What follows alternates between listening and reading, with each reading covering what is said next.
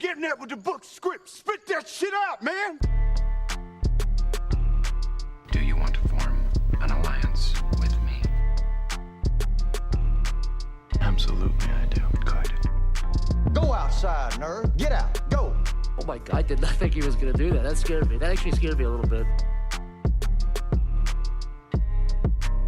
It's called Two Brothers. Two Brothers. It's just called Two Brothers. Welcome to Two Brothers and a black guy. And friend? Question mark? and friend. Yes. He's not sure, guys. I still don't know what to call myself. I'm right? sorry. So yeah, we don't. It is what it is, bro. We'll figure it out by like episode 125. Yeah, it is what it is, bro. Good Lord. This one is I'm pretty excited about this, guys. Yes, don't say it's special because you say that every time. I do say this a little, but this one I am It's excited special because about. we're here. So I'm excited about this one because we're going to talk about our personal greatest films of all time, our top 5 favorite films of all time. Yep. And we're going to be here for a minute because these movies are going to be all, I'm hoping, pretty good and we can all gush about it. I just want to make fun of who's bad. There's definitely one on here that I know Josh is not gonna like, so Oh, I'm ready. yeah, Yeah, I'm we're ready. ready on I'm ready for it. I bet it's John Q. John Q. John Q. with Denzel Washington. You know, Oh, I Denzel actually really do like that movie. I know. Yeah, I must say, We know, man. I must say though, it's not a good movie. It's not. It's actually really bad. I watched it recently. I like the message in it, you know, like father sacrificing everything to save his son's life, but it's not a good movie. So yeah, that's definitely not on here. Definitely I appreciate you admitting that. Yes, it's not a good movie. It's not good. So, But love it, but it's not good. So this is gonna be a good one. I think we've all are pretty excited to share our lists. Yes, sir. So without further ado, I mean let's not mess around here. Let's get into it. Let's ask a question. Shit. Oh yeah, Let's so ask some questions. Josh wants us all to define. I got too excited about my list already. He wants us to define what we all consider a great film to be. And since it's his question, you start the list too. Or actually, you know what? How should we do this? How should we go around? Ahead. No, yeah, you. Yeah, also- Whoa. You start the list. Wow. You should start the list No, too. not start the list. Let him say his. Well, I think we should all. Yeah. share, Yeah, right? no, go we're ahead, all yeah. gonna- You we're know, all to gonna me, share, to me, Yeah. a great film is, I can watch it multiple times. Rewatch value is Rewatch. key. Yeah, you know, rewatch value is key. I can pick it up months later. I can pick it up days Years later. Yep. Yeah, years later. You know, it still holds value. It's to it. timeless. It's Yeah, timeless. It's timeless. Mhm. When I critique a movie, because you know, let's be honest, all film fans of film, they nitpick it. You know, I would have done this. I would have done that. Oh yeah. You know? I do that a lot. Yeah, I do that a lot as well. Yeah. Especially with the bad movies that I like, I do that a lot. I'm just like, oh, this could have been so much better if they would have just, you know. Absolutely, Yeah. and there Yeah. are a handful of great movies that are out there that I cannot do that to. They're You know, just so perfect. They're just perfect. It's great the way start they to are. Finish, Yep. You know, so I agree. Yeah, I that's think my that- definition. No, I agree with that. I feel like, I also think that it has to do with just how much it impacted you. You know. Mm-hmm. Yes. Yeah. How What it did for you. Yeah. and like where you were at the time when you watched this movie and how it affected you and shit like that. I know I have a movie like that on the list that did that for me. It's like what they say about music. Like when you hear a certain song or a certain EP or a certain album, you know exactly where you were. You know exactly what was going on. You knew exactly what you needed to hear from that song at the time that you heard it. Yep. But Yeah, I'm film's the same also way. going to be honest. I Yeah. feel like at least one of these movies I consider to be like one of the greatest movies of all time. But I can also admit that there are like flaws to it. But in this particular case, like I don't care. You know. Yeah. Can I feel get like into that real quick? Like the, I mean, I don't know. Do you want to go, Edgar? Yeah. Go ahead. What's your Go ahead. what do you consider a great film? Now you guys already touched upon it. You know, I take it differently now. You know, now that I'm like you. You know, I consider myself like I like to tell stories. I like to, Dissect. screenplays and all that. I just like I do with like comic books. I follow the same people. You know, if it's Quentin Tarantino, Edgar Wright, Christopher Nolan, Those are my guys, right? You follow the next movie Yeah. that they make and so on and so forth. So that's how I see movies now, you know? What else? I don't know. It's just... Yeah, you guys you said it. I It think means something to you, right? Josh really nailed it on the head, though. I Right. feel like it's rewatchable, it's rewatchable. you know? But I take it... Regardless of the length, too, it's like you can just sit there and just So that's how I consume take all, it you now. know? It's like, I'm a big fan of who was that? I'm a big fan now. Like just for example, like Christopher Nolan. You know, I'm gonna follow his next movie coming out. Stuff like Like you that. don't care if he's fucking could be 80 years anything. old Yeah, at this yeah. point. It could You're be gonna anything, go yeah. It watch. can be anything. Yeah. That's how I am with Spielberg because he's my favorite Yeah, see? director. So yeah. Yeah. Yeah, certain directors hold that type of like Right. Yeah. influence. You know, it's like you Agreed. don't care what the movie is. Like Quentin's movie. Do you guys know what his next movie's about? No. You're gonna be there when it comes out, though, right? Like that's the kind of power you. No. It's, Christopher Nolan does the same thing. I don't think he did it with what's it? How you say it? Oppenheimer.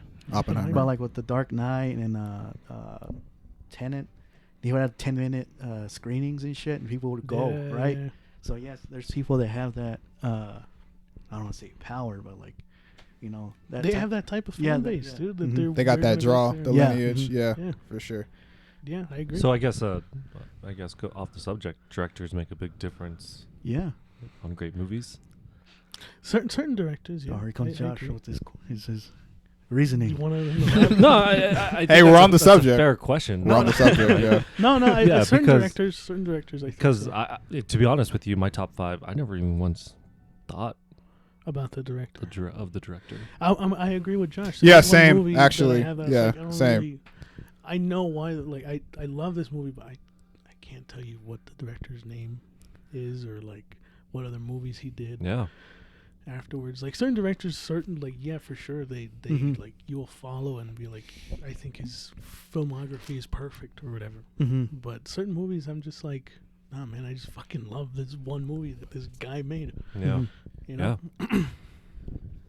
So yeah, what do you think? What about like music, the score, Oh, stuff hell, like yeah, that? Do you think that also Absolutely. contributes I think music, especially now. to the style too? I think or- now.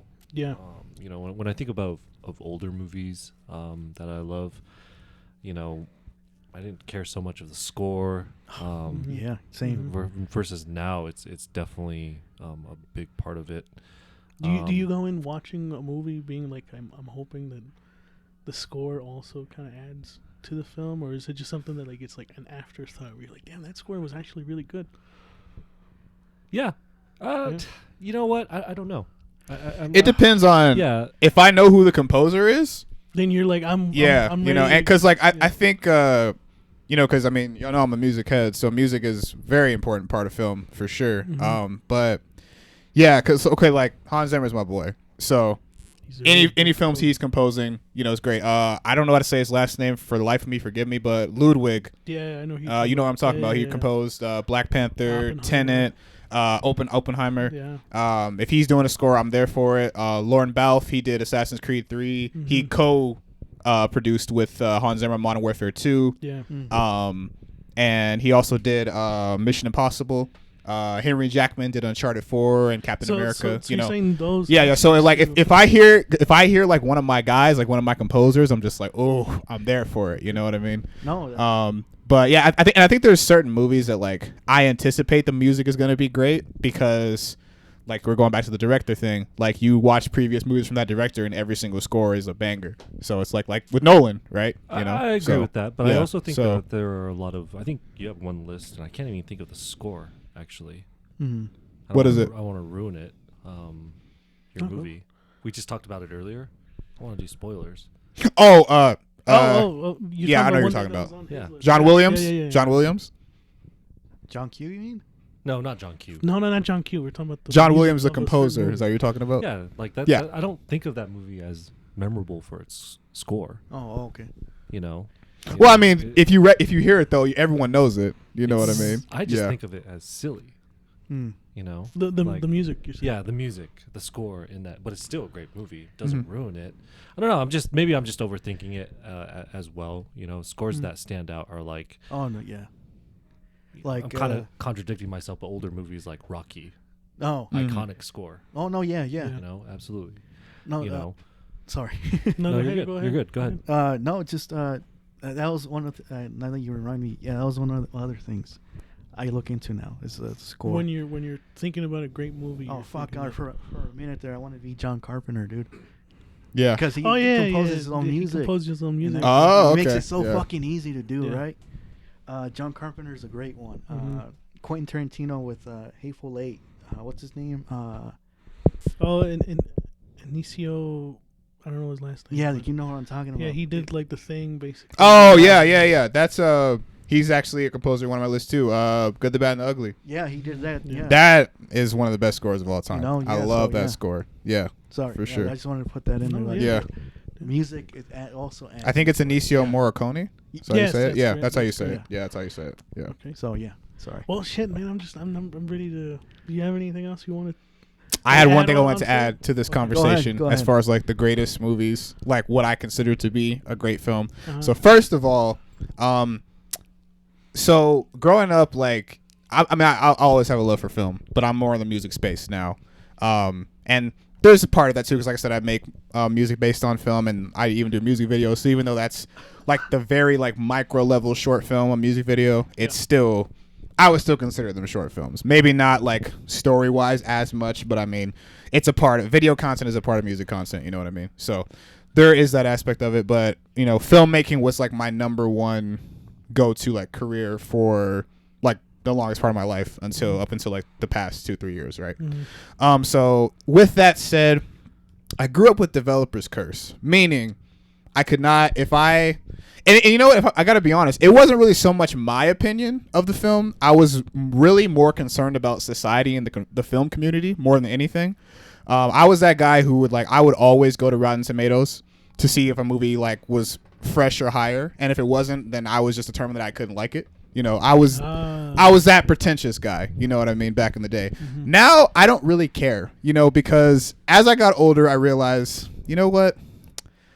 You like action movies and cartoons, and you also know, you love what you love, right? You also know that there's a lot of movies that are not good that you love. So do I really have the right to be like, oh, this is great cinema, this is not? No, and I don't care, honestly. So I just want to throw that out there that there are movies that people in the film community consider to be the greatest film of all time. Some of them I agree with, some of them I do not. So I don't really care about the whole critic space, to be honest. Like I don't watch the Oscars or anything like that. I don't care if greatest director of all time says this movie's perfect. I don't care. Like if that's not my opinion, then I'm not going to take that, because for the longest time, that's just how I thought. You know what I mean?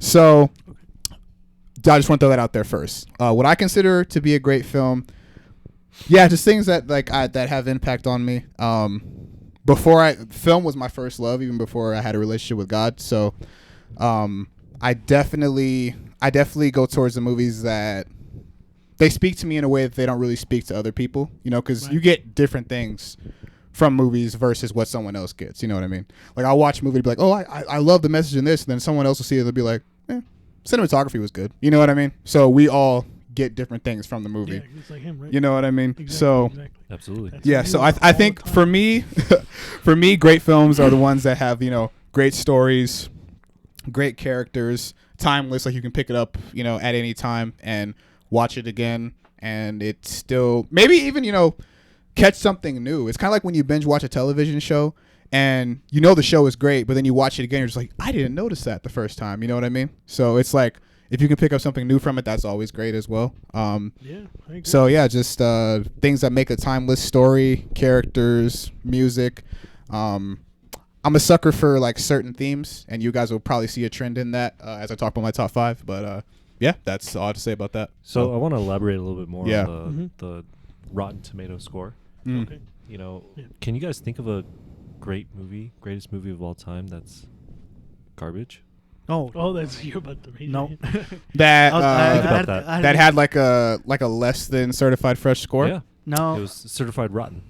Well, Hold on. Shit. Because I asked that question too, and you remind me because when I was actually like putting my list together, I was actually looking at the Rotten Tomato scores. Yeah. you know, and I was like, do these make a difference? Da da da da da. And you know, look, I couldn't find one. That's why I asked. Right. Yeah. Well, unless you have bad taste in movies, I guess. I mean, to be fair, all the movies that I have on my list are certified fresh on Rotten Tomatoes. All of them. I think mine right. too, but like I don't. Yeah, I but don't really pay but like I said, yeah, I don't care. That's the thing. No, like I don't care either. Right. I just don't like. I had to say that. To a degree, yeah, I think it does justify that it is a good. No, movie. yeah, that's right. Yeah, you're right. Yeah, you know, I mean, and for sure, yeah. I do feel like there are a lot of considered great movies out there too that are scored high that are not. They shouldn't have gotten that score. No. Yeah, I agree with that too. I think that the thing about that system too is like I don't think there's a single. How do I say this? I wanna word this carefully. There are definitely a decent amount of bad or like kind of so-so movies that are certified fresh, and then like there's movies that are underrated that maybe are like closer to rotten. You know what I mean? Like closer, like maybe like they're like 59%. So like they're like one score below. How is Batman v You know Superman what I mean? not certified fresh? So, oh Lord, shaking his head. Here we go. Hold on. This is why I should have bought on this my up. list. Top one, top two. Like, oh man. The opposite thing towards that. Like, yeah. I was like Maurice. I would look up the scores and all that shit. Like, it doesn't matter anymore. But nope. Because for example, never has honestly. Halloween, the 1978. Sorry, 1978. I was like, what the fuck? When it first came out, people didn't. Critics didn't like it, right? That's the other thing too. Like some movies, they grow on people throughout time. So like a movie, like I think it's actually certified pretty well. No, he's talking about like the before there was Rotten. Before it was like when it first came out, when it first was released. Yeah. Like they were saying this, it was too but violent and all this, and like look at it now, you know? Yeah, it's like, right. One of the most popular franchises of all time. They did The Shining too. The Shining. Yeah. There's a lot of movies that are like that. Then later down the years, he will like love it, you know? Yeah. Mm-hmm.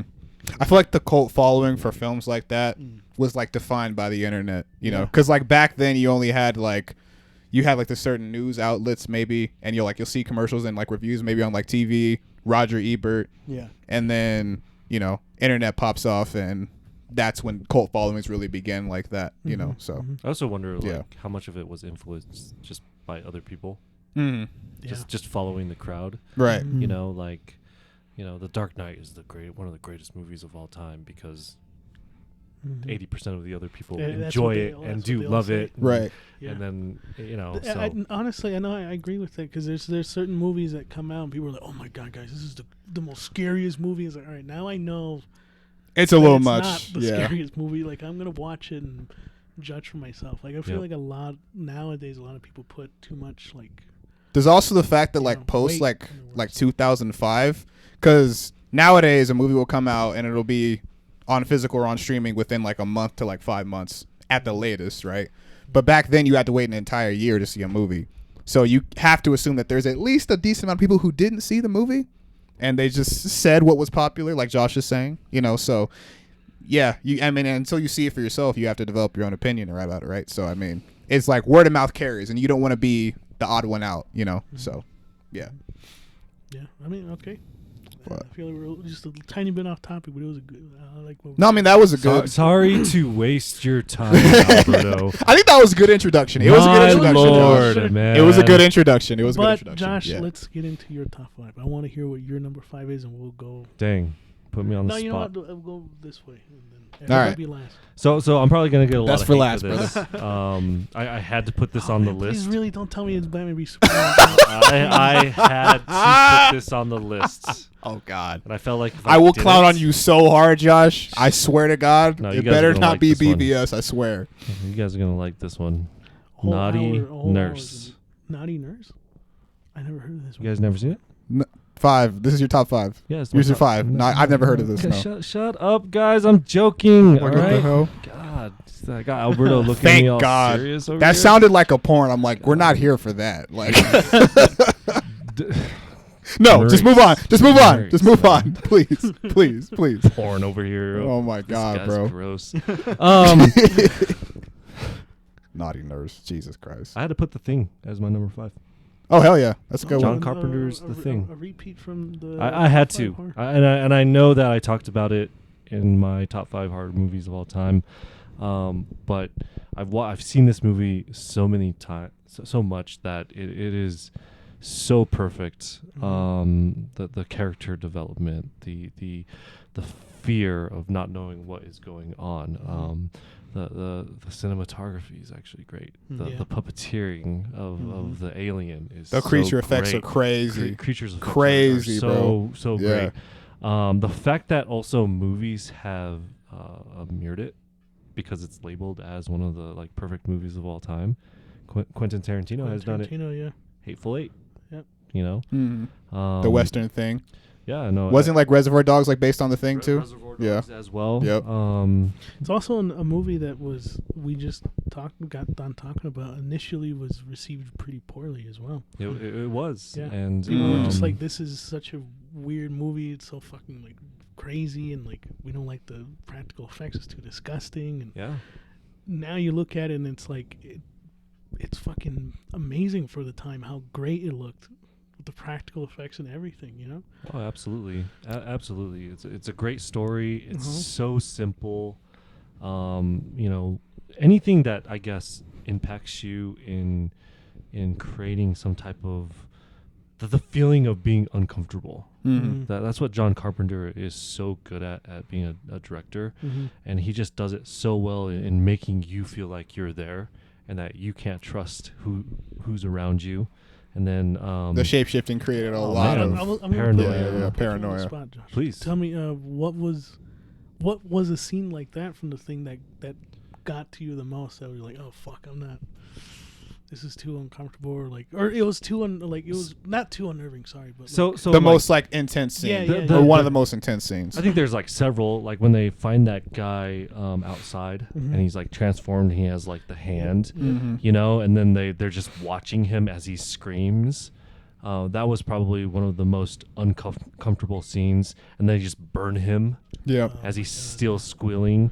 The tension of Kurt Russell's character holding the dynamite, and they're accusing him of being the thing, you know, and how he's just selling it. Kurt Russell is not one of the greatest actors of all time, but you did put a good performance in this one.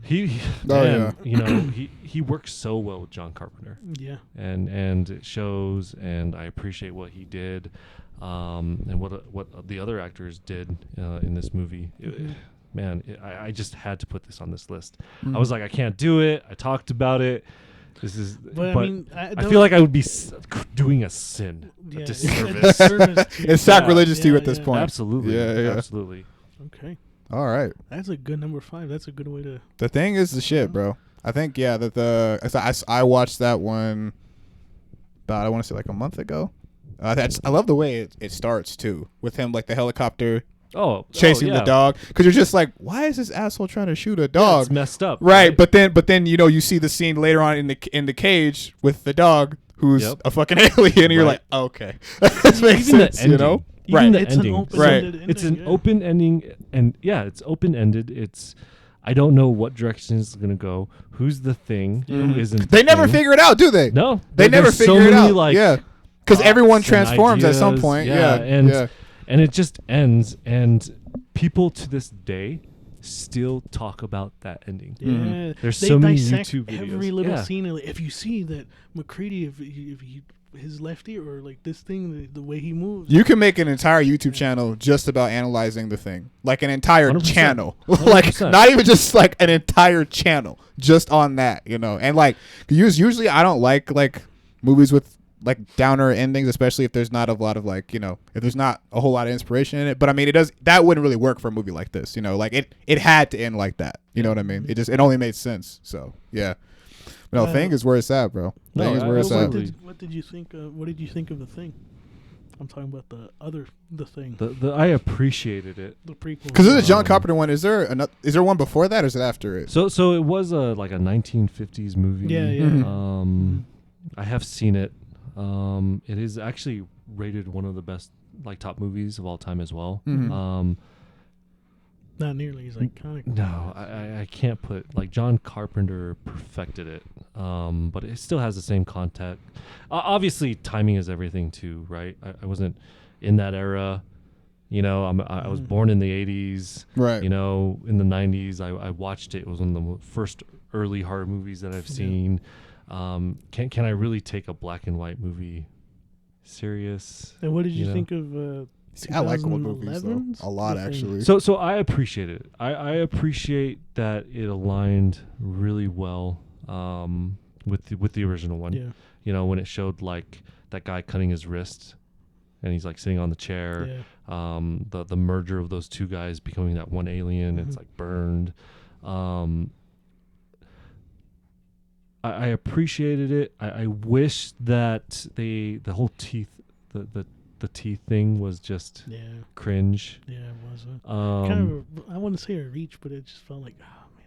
You know, if I were to change one thing and be picky, I would have said that there was no idea of how to who is the add thing. more to, like, Yeah, tension. you know. So they had an idea in the first one. Why do they have to have a plan on who is the thing in the second one? I feel you know, like they're in the putting prequel. they're Yeah. Yeah, I don't know. They're explaining it too much, if that makes Yeah. sense. So the CGI was awful. Oh yeah. Wait, which one are you guys talking about now? The prequel 2011 to the thing. things. Yeah. Oh, it's a remake. Okay, Yeah. gotcha. Yeah.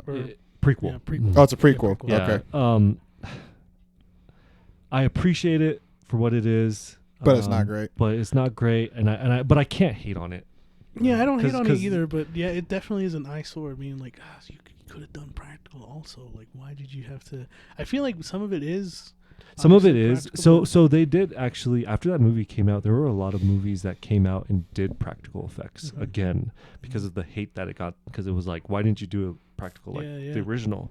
So they came out with a few horror movies. I forgot what they called. Eric showed me one, but it was strictly fan service to the thing, and it was all practical. Oh, really? You know, so so it has some love to it. I think it got more hate than it should have.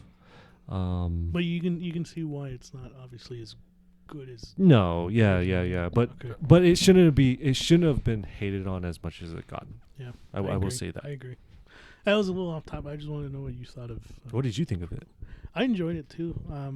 Kind of the same thing as you said. I just feel like it was relied way too much on the CGI. But I did enjoy the story. Like everything building up to it was good.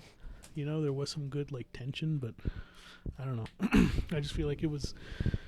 And I also liked how it led into the first one too. But yeah, I don't know. So watching it, I was like, something's just off. It's like I'm not saying it doesn't have a soul or anything, but there's just something so magical about the first one, you know? Yeah, no, absolutely. And I think what made the first one so good, amongst other movies like Halloween and all that, is the mystery.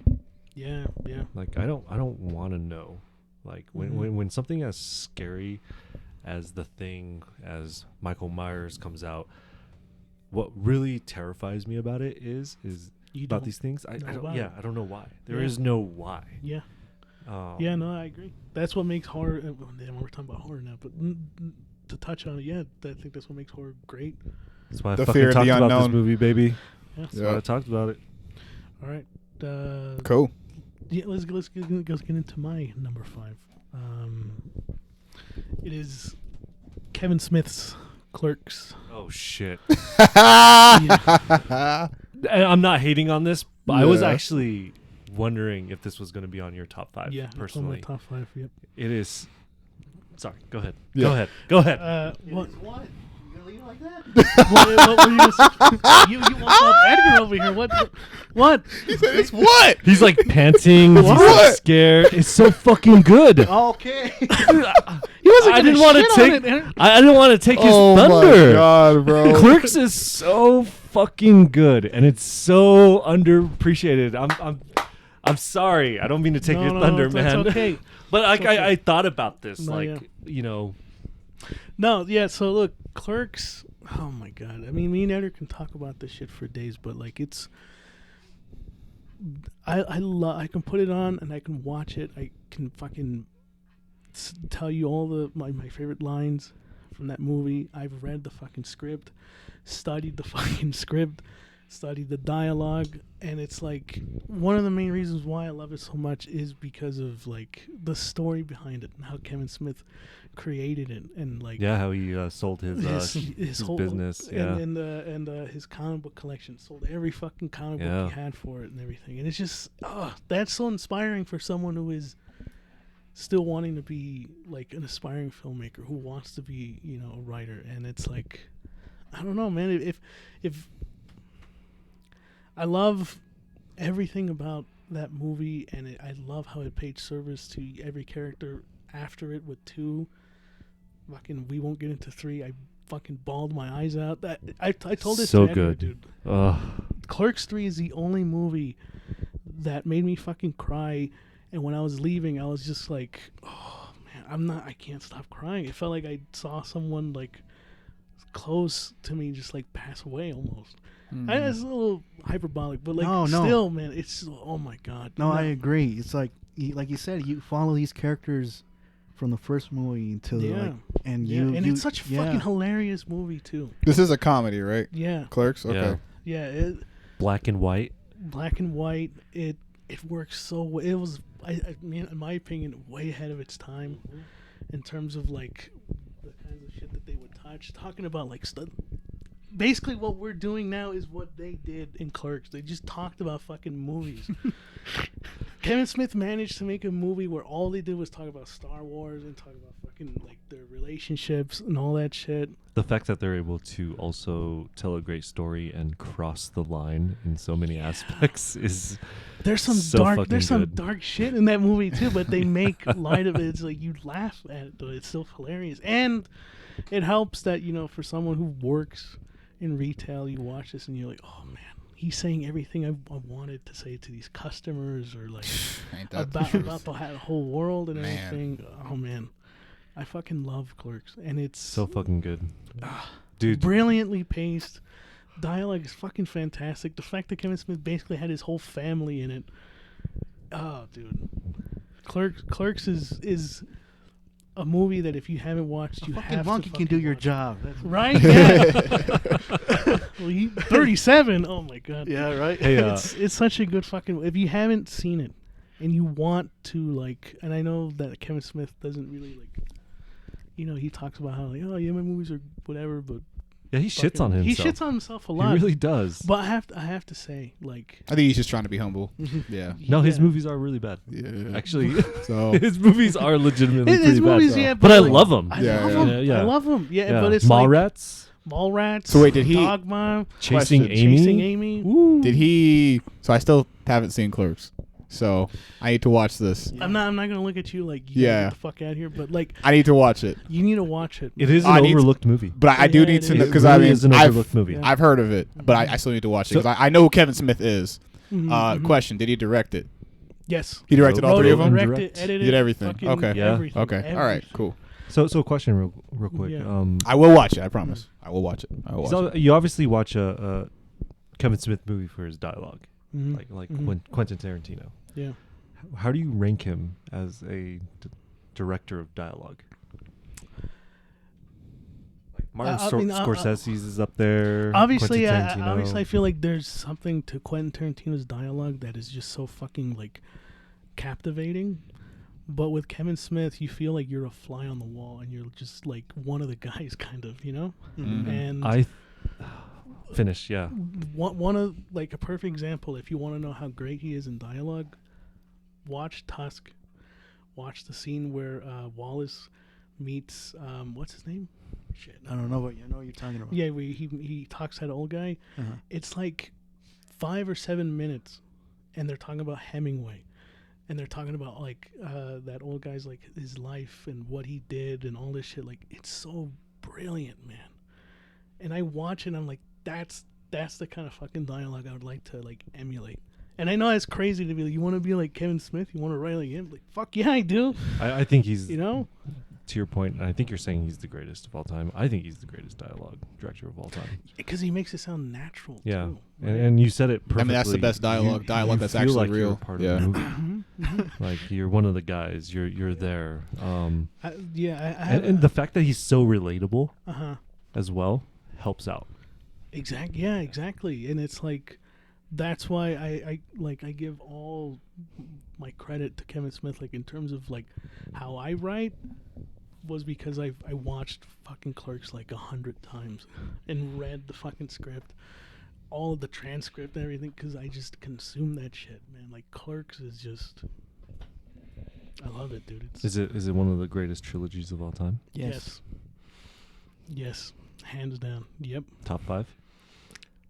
Yeah, I think so too. I mean, I'd have to think about that more, but right now, in the moment, yeah. And it's Yeah. one of the most underappreciated movies Yep. of all time too. Yep. Agreed. It is just so fucking good. Alberto, you got me so excited, man. Yeah, Clerks is so fucking good, dude. That's my number 5, though. Love it. Love That's it. my number 5. Maurice. All right, runner up. Cool. Okay, so my number 5 is a western. So before I get into the actual one, I'm going to be doing honorable mentions per genre before I get into my actual like pick. I'm just gonna go through these real quickly. So my top. I would say let's Yeah. we all got honorable mentions. Right? Yeah. You want to hold it all? Let's all hold it off. Let's do it before we talk about our number 1. Okay. You okay All right, with Let's do that. Is All that right, good? fair enough. Well, I like the idea. Let me know what you guys think. Let's vote on it real quick. I like the idea. The only reason because I have from each genre, mine might take too long. That's the only thing. Because I have a top 5 for like 8 genres. I'm so fine with that. I don't know. So- I don't mind. In Yeah. this case, I think we're okay with doing that, Joe. Or Maurice. I think I'm okay with saving it if you want to do that. And you then guys want to save? Do you guys want to save it? Keep then it. you Keep can go it. ahead. Keep it. Oh my god.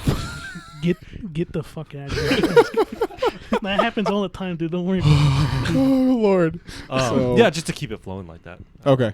But my thought, I don't want to. What do you guys think? Yeah, Might as we can well, save yeah. it towards That's the end, fine. that's Was fine. that okay with you? Okay. Well, just let me just go as quickly as I can at the end, because since I have a lot. on Okay, here. no Good. worries. No, Yeah. no. Yeah, so- yeah. Okay, cool. All right, well, then I'll skip my honorable mentions for Westerns for now, but we'll get back to you guys at the end on that. So, my top 5 is a Western, The Good, the Bad, and the Ugly. Now, That's a movie I haven't seen, but it is on my list to watch. okay, So- That's good. actually that's a good one. Yes. That's a really good one. So, something you guys may not know about me. I mean, it's not a, you know what? No, I should not say that. I'm sorry. If my grandparents listen to this, I love y'all. Y'all raised me. Y'all are taking care of me still. I'm trying to figure my life out. Thank you. So let me not say that. I live with my grandparents. I was raised with my grandparents. My grandpa is a big fan of Western films, specifically Clint Eastwood. So it was only natural that I was going to, be submersed in this film. Good, the Bad, and the Ugly, man. It's just like, what I love about it, it's in this genre they call like spaghetti westerns. So these are like westerns within Italian culture about Italian people, even though not all of them are Italian, especially not Clint Eastwood. but what I love about this western is that it's not a traditional western. You know what I mean? Like a lot of westerns, it's very, cowboys and Indians, lone gunslinger, the hero of a town kind of thing. And those westerns are good too. But this one, like, it's got such a unique story. There's a lot of substance to it. Each character has their own. They play off of each other so well. They have their own personalities, because you have Clint Eastwood and the bad. I don't know the actor's name. I'm sorry. No. Clint Eastwood's character, the good, and the ugly, they stay together for the majority of the film. The bad's kind of like a bounty hunter who's not necessarily after them. They're all after the same thing. They're all after like a treasure, a tombstone that has money in it or supposedly has money in it. Oh shit. Yeah, and so that the way that they bring everything together, the way they bring the characters together is awesome. The soundtrack, the score is one of my favorite scores of all time. It's actually, for the longest time, there's a song on this album called, on this score called the Ecstasy of Gold.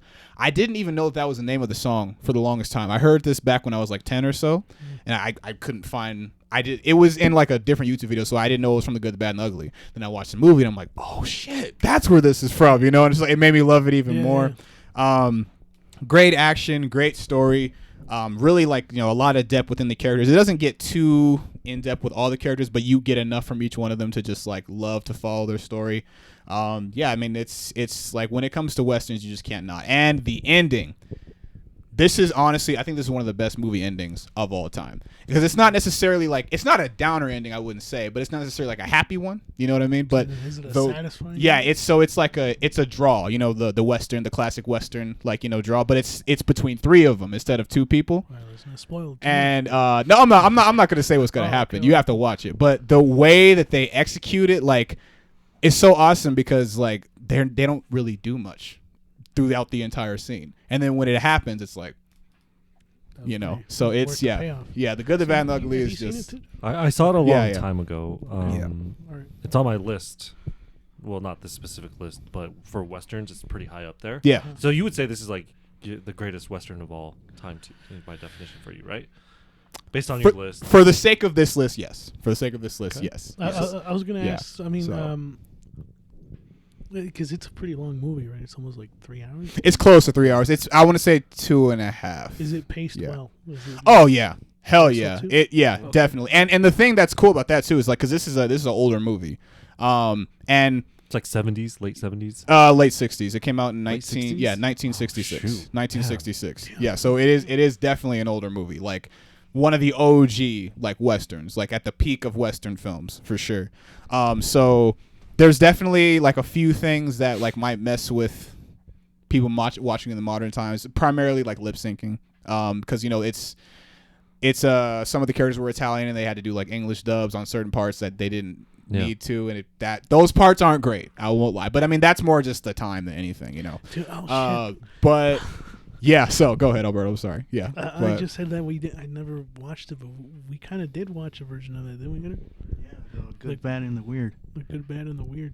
Oh yeah, that one's good too. If you like the Good, the Bad, and the Weird, you'll like the Good, the Bad, and the Who's Ugly. the director of that one? Right? Yeah. He's someone who did another movie that we know. He's on my list, baby. Okay. You're talking about the one who plays the good in that version of the So he was in the New Magnificent Seven as well. It's I forgot it's his a name. retelling of the movie, but it's done from. The director's Ji Won Kim. Wait, is that Netflix movie? No. No, it's not a Netflix movie. Maybe I'm thinking about something else. But it's a good movie too. I like that one. Yeah. Yeah, but if you like the Good, the Bad, and the Weird, you guys definitely need to watch the Good, the Bad, and the Ugly, 'cause I mean that's what it's Back based to the on. Future, You know what I mean? pays love to it and respect. Oh yeah, and the third one, right? The second Western one actually has Yeah. a little scene to it where he's watching Good, Bad, and the Ugly. And he's yep. He's like, oh, Yeah, it's yeah. so good. And then, of course, Back to the Future. Future 3 takes place. They go back to the Western times. Calls Yeah, himself yeah. Clint Eastwood, and yeah. So, but yeah, no. Yeah, Good, the Bad, and the Ugly. You can't go wrong with it. It's a great film, and for the sake of this list, the best Western of all time, in my opinion. No, I think that's great. I have a feeling I know what your honorable mention is. Yeah, probably. It's a 90s movie, Yes. and it has Val Kilmer in it. Yes. Yeah. Yeah. I already know what that is. Predictable. No, I'm just kidding. Some would argue that that's actually the greatest Western movie of all time. You know, and I would, in a way, I would agree, because I watched that one recently as well, and I'm just like, I kind of fuck with this more than the Good, the Bad, and the Ugly. You know what I mean? But then I watch Good, the Bad, and the Ugly again, and just like, it's hard. Yeah, but yeah. so that's why I'm saying, for the sake of this list, I'm gonna just go with. No, this one. I think that's a good choice. But they're both great. Yeah. The one So, advantage that yeah. that movie has, I feel like, is the group of people, like main actors that are in it. The all-star cast. Yeah, the all-star cast and how Yeah. great they work together. Mhm. Obviously, that's not in Good, the Bad, and the Ugly, but Yeah. that's like one advantage, because it's hard to group that many people in one movie. Yeah, and they all did great. And they all did great. They all Yeah, did great. Yeah, absolutely. So All right, I'm Yep. dying to hear what your number 5 is. number 5. You got Come your on, baby. list over there. What is it? Get that piece of paper out of your pocket, sir. No, we just talked about that director. My top 5. My number 5 is I Saw the Devil. Saw the Damn, Devil. Damn. Have you seen it? Korean, right? Yeah, Korean I haven't film. seen this one. No. Yeah. I just watched it a month ago. So It's about a secret agent who hunts down a serial killer.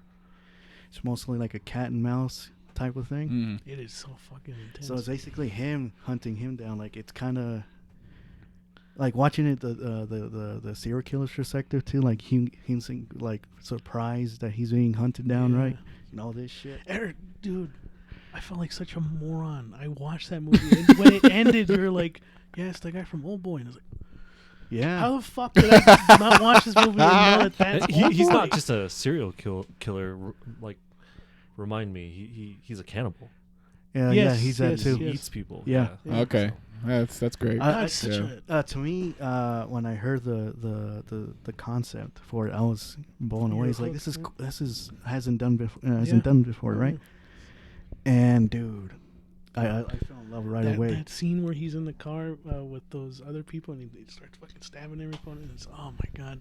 Korean cinema. You're a fan of Korean cinema. Yeah. aren't you? Oh yeah, they've been watching a lot. I need to get on game. I need to get on game dude. for I'm sure. not fucking Yeah, joking. yeah. That's where it is. Yeah, Korean movies are Yeah. like if you want perfect storytelling, love story, yeah. action, Anything. yeah, Anything. they are the best at it, and it's like, and I think because it's like so low budget, Yeah. that they have to put effort into what is Yeah, they important. can't just money the problem. Yeah. They Mhm. have to solve it by Yeah. making like, how do we do this from a story perspective? it makes them better.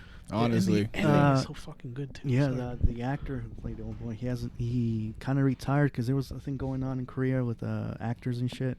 So this is like his return to acting. Oh, I saw the old devil? boy. Yeah. Yeah. Okay.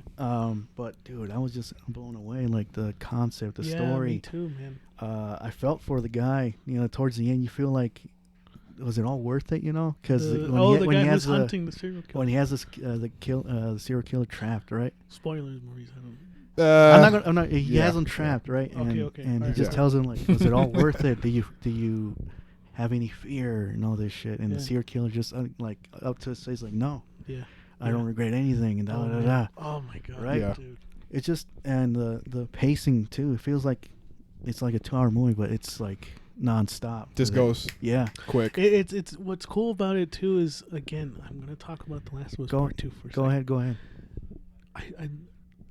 This movie does the concept of revenge way better than The Last of Us Part 2. I think every movie Because- does yeah. revenge But better than Last of Us Part like, 2.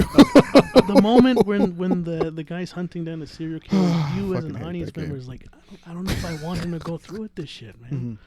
Like I don't know if it's worth going through this like revenge. So You but know? you would say it's better than Old Boy. No, well, yeah.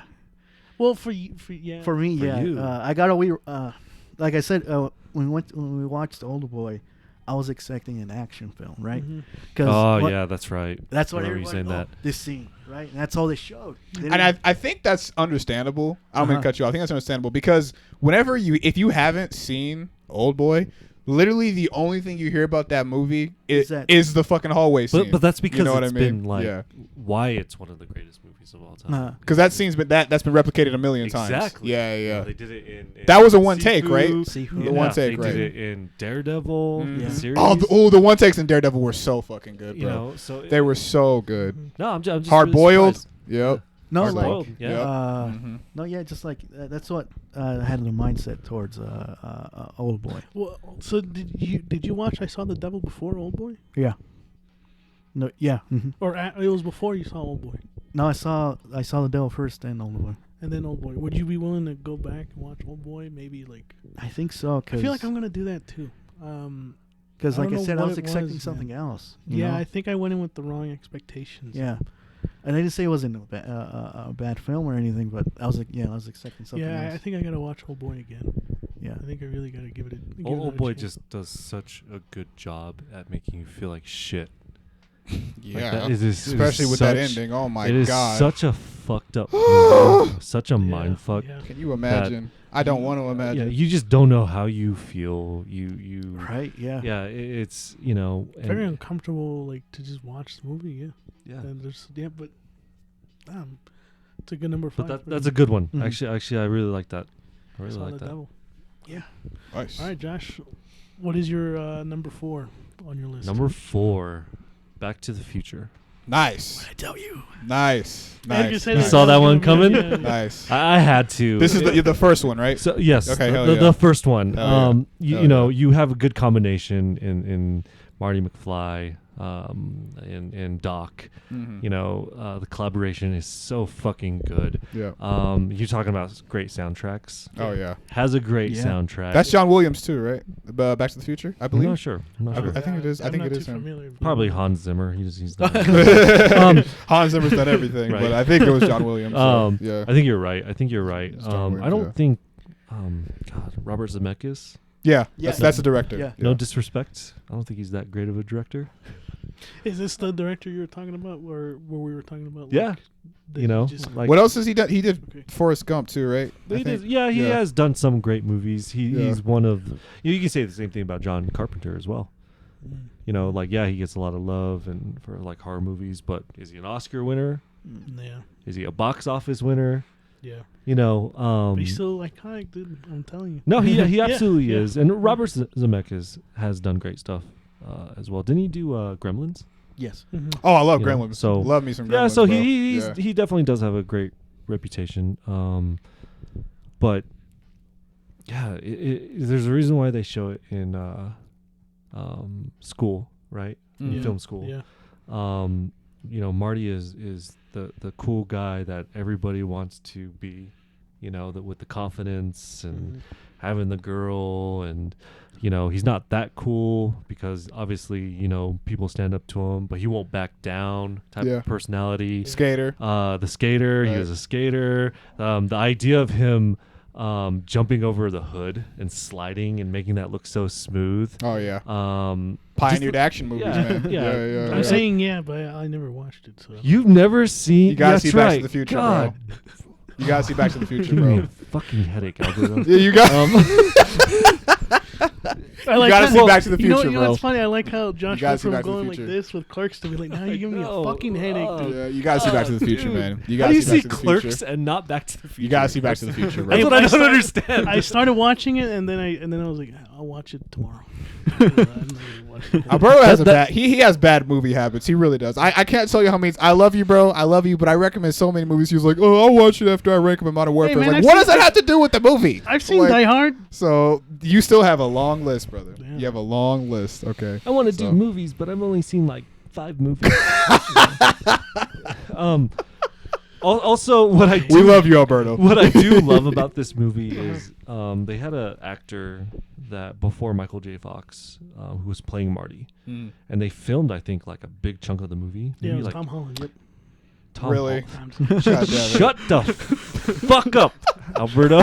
That boy won't even born yet. Goodness gracious. God, get- What do you think of him? They're saying they wanted to cast him for like if they ever did. They're never gonna do a remake. I don't think so. They will never touch that movie. Yeah. no. If they do, I'm not yeah, watching it. Yeah, I'm they will watching not it. make a 4th one. They will not remake it. It is just Let it be great. Let Yeah, it be great. Let it it's- be great. Yeah. you know, but yeah, they had some guy come in play Marty McFly, and I guess he was like really difficult to work with. Mhm. So like some scenes like there Robert Zemeckis was like, "Hey man, I need you to jump over this car hood and slide," and he's like, "Why don't I just walk around it?" And he's like, "Because the fucking script tells you to do it." And then he You was don't like- get the character, Yeah, obviously. exactly. Yeah, and then he yeah, was yeah. like, yeah, call me Marty, because what's that acting called? Method act or like method acting. Yeah, when yeah, you're method Marty acting. all the time, Right, and right, yeah. people couldn't stand him and stuff like that. And then finally, like Michael J. Fox was like free, who was the original choice. He was like, get him. And they were like, "You're fired. We're doing a bunch of reshoots." Yeah. And you can tell when reshoots are done. Mhm. Like Justice League, perfect example. Oh hell yeah. Yeah, That's nothing but reshoots. reshoots, literally. Yeah. Fantastic Four Yeah. reshoots. Mhm. You can't even tell that reshoots were done. It was like he was meant to be there in the first place. Yeah, Yeah. and and that just shows how great it was directed, how great it was filmed. Yep. And God, man, I can watch that trilogy. Oh, like I can watch the trilogy like this month, right? in one Tonight. sitting. Not Yeah. in one sitting for the week, let's say. Like Yeah, I'll watch one today, 2 tomorrow, Mm-hmm. and so forth. And then I can literally watch it again As a month later. They're all great. That's just They're how- all great. How fucking good it is. Yeah. They're all great. You know, for sure.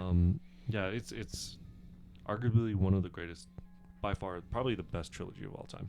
Okay. It's up there. Yeah. It's up there. Yeah, the McLaren, I mean, everyone, even if you don't like cars, you got to mess with that one. I mean, Yeah. come on. And then I really like the scene where Marty like invents metal, but metal wasn't a thing in the 60s. Right. You know right. what I mean? And so Yes. at the end, he's just like, all right, that's a little much for y'all now, but your kids are going to love it. And walks out. Even the little things Yeah, too. yeah. So- he goes to the mall in the beginning Yep. to meet Doc, Mm. and it's like the Twin Peak Mall, and then he goes back in time like 5 minutes later, and then he gets in the DeLorean, and then he like there's these two trees. DeLorean. I'm sorry, I said McLaren. My bad. Oh, no, DeLorean. good. Yeah, You're yeah. good. They have these two trees in that area because it's like he goes back in time in the 50s or whatever, and then he runs over one of the trees in the house, and then he's like, "You damn it!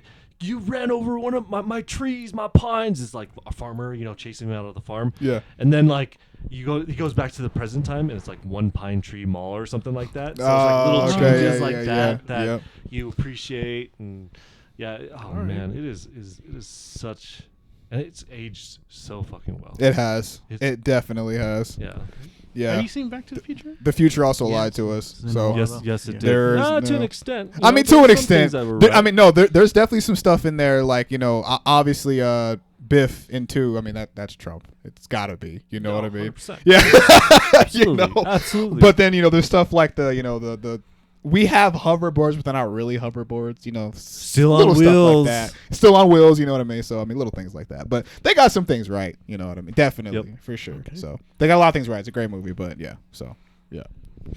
Go ahead, Edgar. I'm sorry. No, I think it's Albert. No, he asked you if you've seen it. Oh yeah. You seen it? Yeah. Yeah. Okay. Yeah. Okay. All right. Well, my number 4 is also a Western, Nice. Okay. and it's called Logan. Oh yes, it is a Western. That's true. You son of a bitch. That's That was true. on your list too? No, wasn't it? I was Okay. considering. That's it, but true. yeah. That's true. Hell yeah. There are no cowboys in that movie, sir. Well, It's still a Western. I I hate still to say break it's it a to you, Western. I don't Josh. see I any hate to break it to you. pistols. You I can't don't go back see to the any future. horses. Okay. Yeah. Look, so provide a little backstory first. Me and Eric got into comic books in 2015. Okay, this was at the height of when like MCU was getting like wildly fucking popular. Crazy. Age of Ultron, all these movies, fucking Captain America, Civil War. That would be Superman, I guess, and then you had all these other movies. The MCU was like dominating, Popping okay? off. Yeah. Yeah. Everyone was fucking talking about how great these movies are. And me and Edgar were reading comic books. We started reading shit like Old Man Logan. We started reading the Deadpool stuff, everything like that. And then we saw the trailer for Logan. And it's one of the best fucking trailers for a superhero movie. You got Johnny Cash's Hurt playing in the background. You're getting to see the setup of what the movie's going to be about. And then you got the second trailer, which is also really good. But then the movie comes out. And I remember watching it and being like, fuck. Like, this is going to sound hyperbolic, but like, dude, superhero movies just fucking leveled up. Mm-hmm. Like, and I'm saying this confident. No other superhero movie has yet to be that fucking good. That is the movie that every other superhero movie wants to be. So that is Logan. the greatest superhero movie of all Yes. time. In my Alberto. opinion, yes, because it transcends the superhero genre. It's no longer concerned wanting to be a superhero movie. It wants to be a fucking good movie. And it's also not just a superhero movie, it's also kind of a Western too. No, it's definitely a I Western. agree with that. It's definitely I a do Western. agree with that. It is. I will say that I think it's a great movie. Mhm. I love your pick. But I feel like it separates itself from a superhero movie. Yeah, it Of does. what superhero No, movies it does. are. That's why it's Um, great. I One of the I reasons. can't, Yeah. I can't look at it and say that it's the greatest superhero movie of all time because I don't think it's a superhero movie. But I also think that's a compliment too.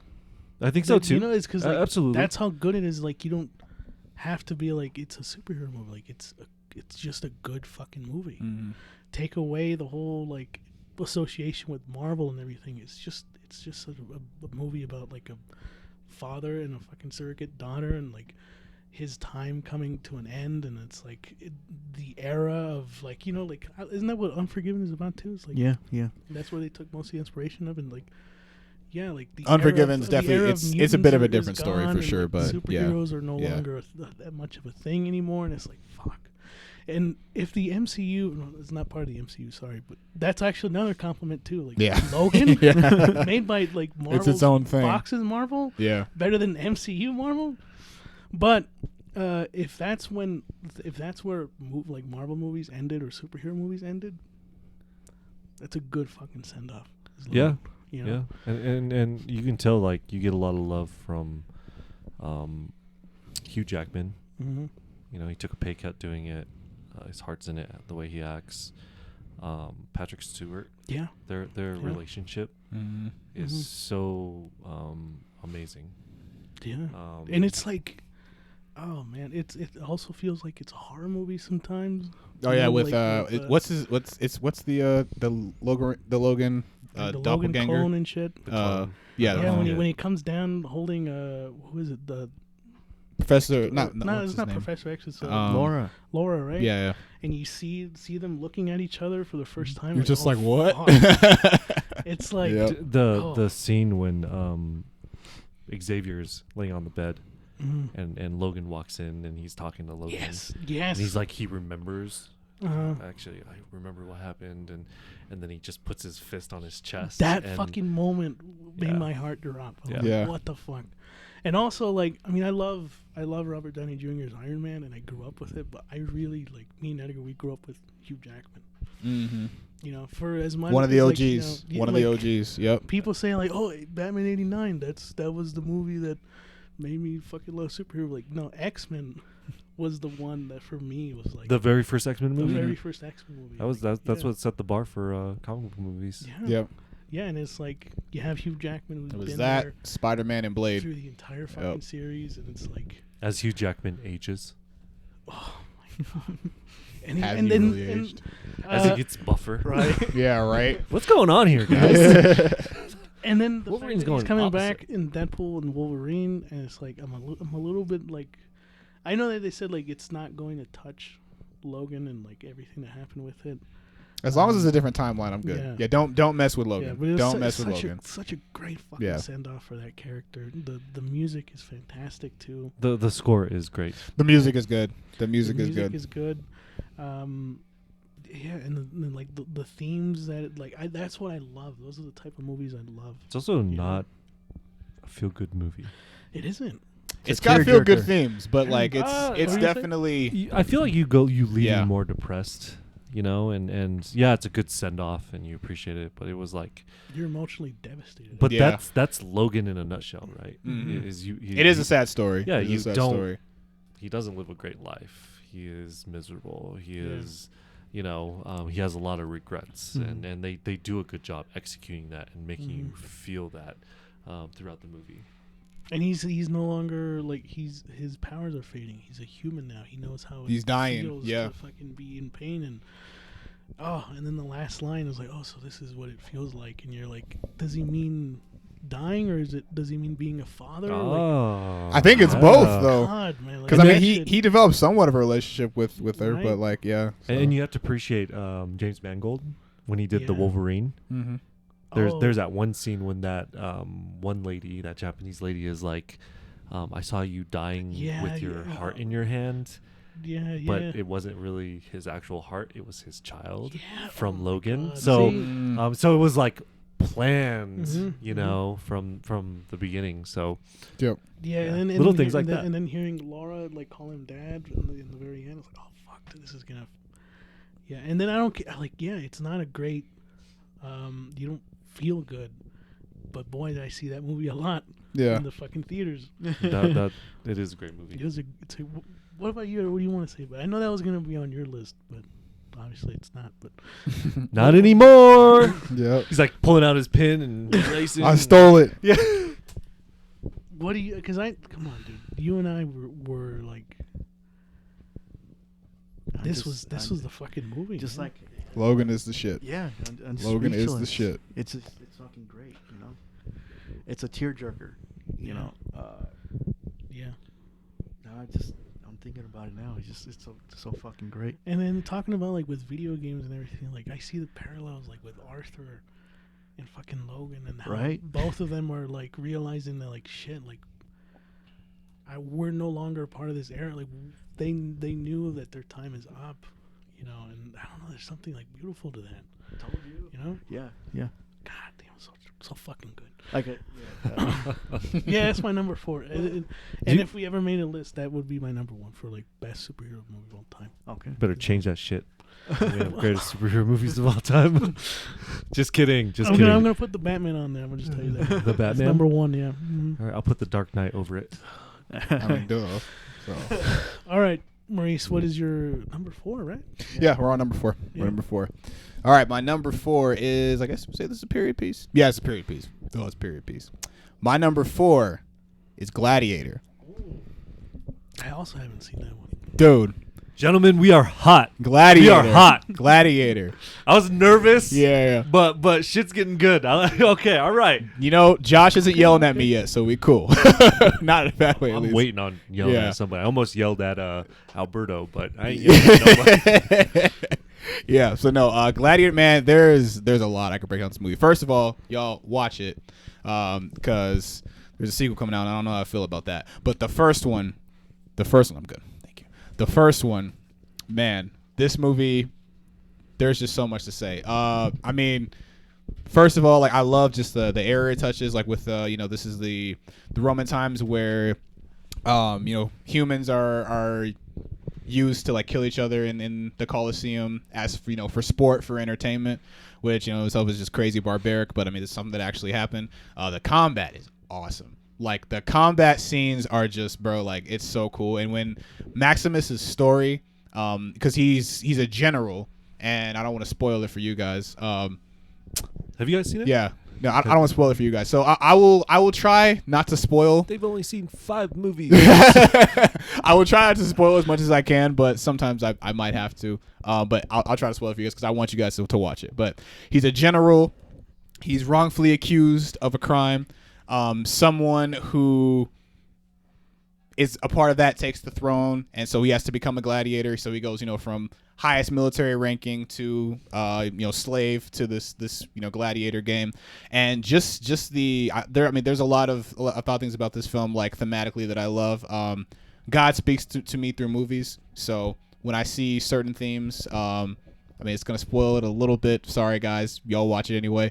There's themes such as redemption, self-sacrifice, family, honor, you know what I mean? It does a really good job. You care so much about Maximus throughout this movie because when he's in the ring, he's just doing what he got to do. Like, he's trained, he's pretty much better than all these guys, but you root for him. You really want to see him succeed. You want to see him win. And the final battle, whoo, man, when he gets his against the dude that did him wrong, it's, oh my god, it's just so satisfying. So that final, it's so satisfying. That final battle was pathetic. Yeah. And you're kind of like, I think the average person would be like, that was quick. Yeah. But you know why, right? Because it's of how great he is, right? And how pathetic the people he's fighting is. Oh yeah. Like when he kills him, it's handicapped. Remember when he stabs him? And he's like dying, and he's still able to beat him. Yep. That's embarrassing. That's very embarrassing. But it makes you love him even more, right? Absolutely. And like I said, this guy is trained. Like, he's a military general, and the guy he's fighting, who was the king of Rome at the time, he's just a punk. You know what I mean? And he's trying to prove himself, but then he ends up just embarrassing himself. This you know was what I mean? Probably one of his early movies, Joaquin Phoenix. Mm-hmm. And I remember watching this movie and for the first time, and I was like, I don't like this guy. Right. There's something about Joaquin Phoenix. Oh, you mean the actor? Yeah, the actor. I was Okay, this I guy got you. Sucks. Yeah. Mm-hmm. And after watching movies a little bit more about Joaquin Phoenix and then rewatching Gladiator, I'm like, the reason why I fucking hated this guy in this movie was because he was so fucking good at being a piece of shit. And making you hate him. Yeah, and he also infests his sister. So I know that was common back then, but when you watch him do it, it's just like, oh, dude, like, come on now. Yeah. So, nah, man, Gladiator is there's just nothing that you just can't not love it. Yeah, great story. Phenomenal action, great characters, really like a hero to root for. Great soundtrack too by Hans Zimmer, one of my favorite soundtracks as well.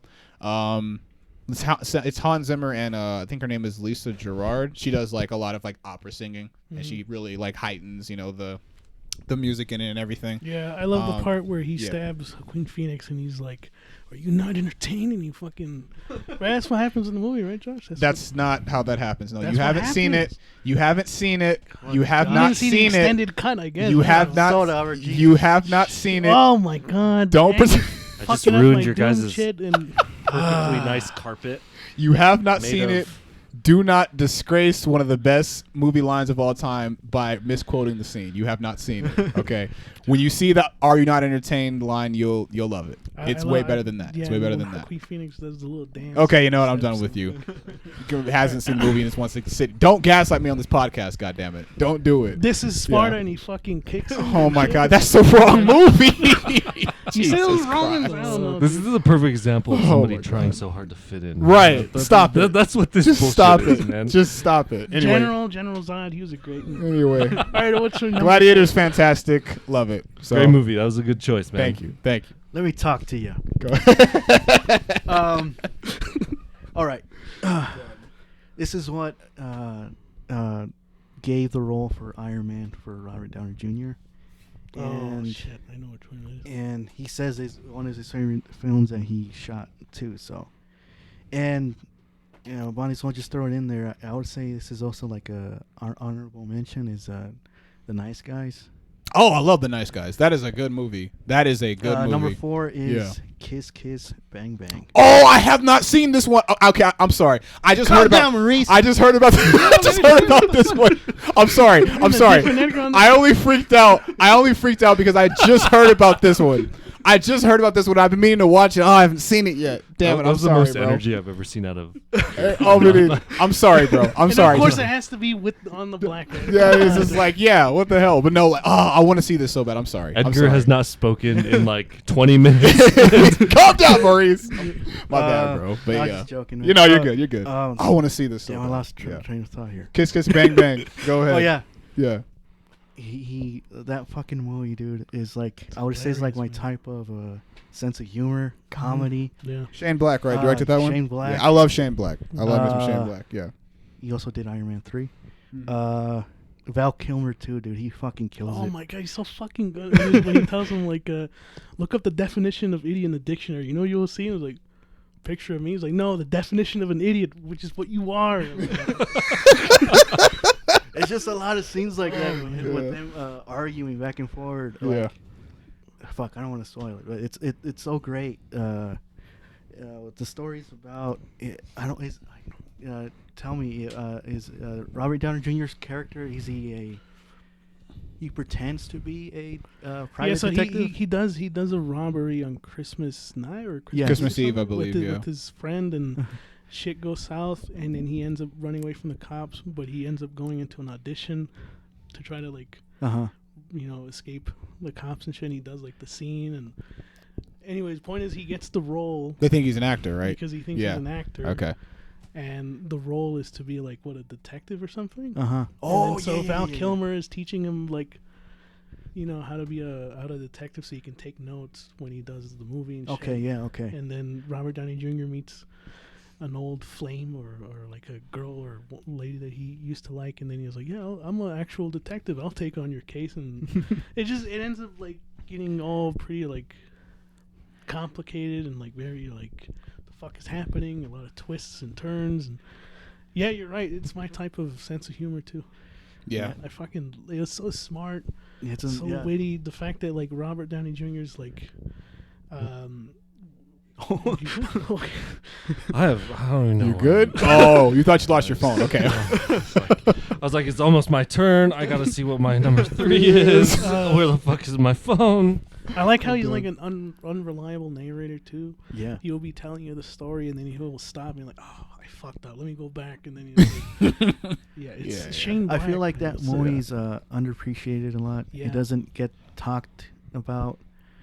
How I don't know. It's a good like buddy film. Buddy cop. Because Shane knows Kind how- of a buddy cop yeah, film, but not really a buddy Shane cop knows, film. Shane Black knows how to do it right, you know. Yeah. I So- mean, he wrote Lethal Weapon. You guys got to watch Lethal Oh, Weapon shit. too. Yeah, there you yeah, go. yeah, So Yeah, he's starring really Gerard good Butler. at Yeah, that. that's right. Yep. yeah. Really? But yeah, that's Really? my number 4. God damn it, Alberto. Number 4, Kiss Kiss. Kiss Yeah, Kiss number Bang 4, Bang. Yeah. All right. That's a good Dope. one. Never seen it. It's really haven't seen good. Kiss Yeah, Kiss Bang I haven't Never seen seen it it. either, so I Yeah. gotta watch It's a it. great movie. You should watch it, Josh. Yeah. Wasn't it It's like really good. straight to video? No, No. Wasn't it like scored like a 40% on Rotten Tomato? no. I'm just kidding. I was about to say you haven't seen it, but you know all this information. I just Googled it, guys, as I was looking for my phone, like, freaking out over here. All right, Josh, what is your number 3?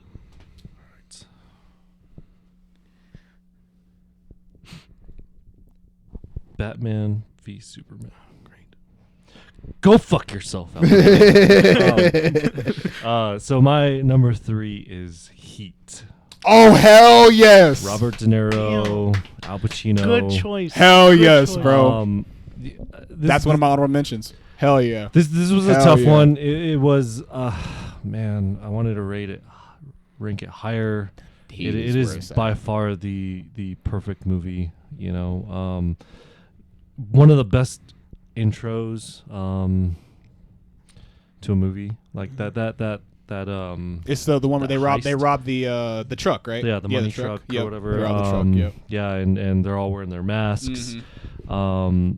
Everything's going smooth. The guy's a piece of shit, and he just wants to kill him. Kills the guy, obviously, you know. But what makes the movie so great as well is you have Robert De Niro, who is so dedicated to the job, and he's so obsessed. This is his life. And then you have Al Pacino, who's on the other side of things, who is dedicated to his job. Yep. It's This because is they're his so life. similar, right? And It's because they're they're so similar. similar Right. with one another. It makes you question the morality of both of them. Absolutely. Because it's like, is this guy right because he's a cop? Or is this guy right because he's a criminal? Right? Absolutely. Like, they're both yeah, good at what they do. too good. I Yeah. would say Al So. Pacino may be slightly better because of how it ends and Right. and Yeah, things yeah. like that. But you know, the build up of the separation of the two. You know, when they're trying to get one step ahead of each other. You know, It's and- a cat and mouse. Yeah, you know, like It's that constant. scene when they go to that place at night, and then they're like, shit, the heat's on. They know they're being watched. You know? Is that the part where he pulls them over and they go get coffee? Or- No. This is So- before. This before? is before the buildup, right? Oh, yeah, I know what you're But talking it about. shows Yeah. how smart both Robert De Niro and Okay, I Al remember Pacino talking is, about- right? yeah, Because Al yeah. Pacino figures out that it's Robert De Niro. I forget how it leads up to that. But Robert De Niro figures out that he's being watched. And the second he like opens this door, the cops are going to come. And Yep. he's like, we got to walk away. So they walk away. And then they fake a job at this like specific area, and just to discover who is watching them, like what cop has. Yeah. And then it's On their Robert, trailers. it's Al Pacino, and he's standing around, and he's like, "There's nothing going on. What the fuck?" And you see Robert De Niro watching him. You know, and he's like, we got played. They're he's like, they're here, but they're watching us, you know, type of thing. And then it leads up to where Al Pacino says, "Where's he at?" Blah blah blah. You know, pulls him over. You want a good coffee, and that interaction, That fucking is iconic, dude. It's dude, so good. You know, It's and, so and good. Again, you're talking about, you know, movies that pay homage with one another. Dark Knight, the opening scene was because of Heat.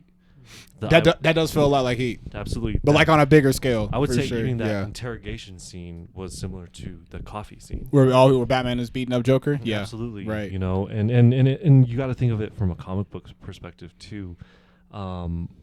The villain is very similar to the superhero, Yeah. which these guys are as well. Mhm. And then it also kind of kicks you in the balls when Robert De Niro finds this girl, falls in love, and he wants to walk away, but then he's like, one more. Right. It's like Grand Theft Auto 5 too. It's like, fuck, you could have gotten away. Right. But he had to be an idiot. Yeah, right. you know, but Mhm. it also shows how obsessed he is. Yeah. with his work. You know, There's like an adrenaline to knowing like I've gotten away with this much, and maybe this guy is good, right? Oh, So yeah. it's that ego within him. He's just like, and it fucks him over in the end, you know. Oh yeah, and, so, and you had yeah. two great actors in their prime. Yeah. You know, Godfather 2. Goodfellas coming yeah. off Rob De Niro. Yeah, It's just- and- you're never gonna have a movie like that. And they're yeah. like, yeah, they can't make that nowadays. No. and They they're like, can't. let's put them in a movie together, and you get It's fucking it. awesome. Yeah. And then what's crazy is like people still want them in a movie together. Mhm. Yep. That's why they did Righteous Kill, which was obviously not that good, Right. but it was like such a fan service to Yeah. have these guys in a movie together. So, but that is my number 3. Before you get onto it, before we get onto yours, Alberto, I also got to say about Heat, the scene where they rob the bank and then the cops pull up on them and they're breaking contact all throughout the street. One of the most insanely like realistic and just awesome gun battles of all time. I agree with that. Of all time. That I mean, it's crazy. Like the sound and just everything about it. And even like I watch I follow some like I'm sorry I'm gonna cut you off, Alberto. I'll let you talk. I watched like some military like podcasts and even like there's some military advisors on this film.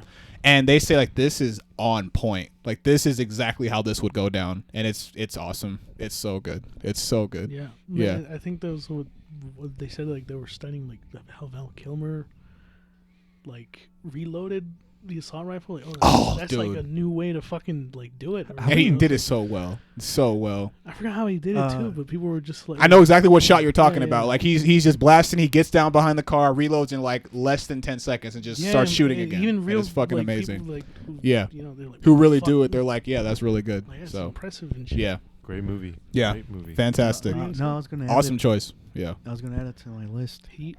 Michael Mann, damn. Michael Mann's the dude, man. He is that the dude. scene where he's talking about if you we listened to a director chair with him with Robert Rodriguez. Yeah. And he talks about that scene. If you notice, I think he said there's no music. No music. It's yeah. just As soon as it starts, It's just it's just gunshots. Yep. It's just gunshots Yeah. so constantly. that's a good Yeah. that's a good thing not to have Yeah. music. It's just Yeah. I mean, come on, dude. It paved the way for fucking Payday to be a video game.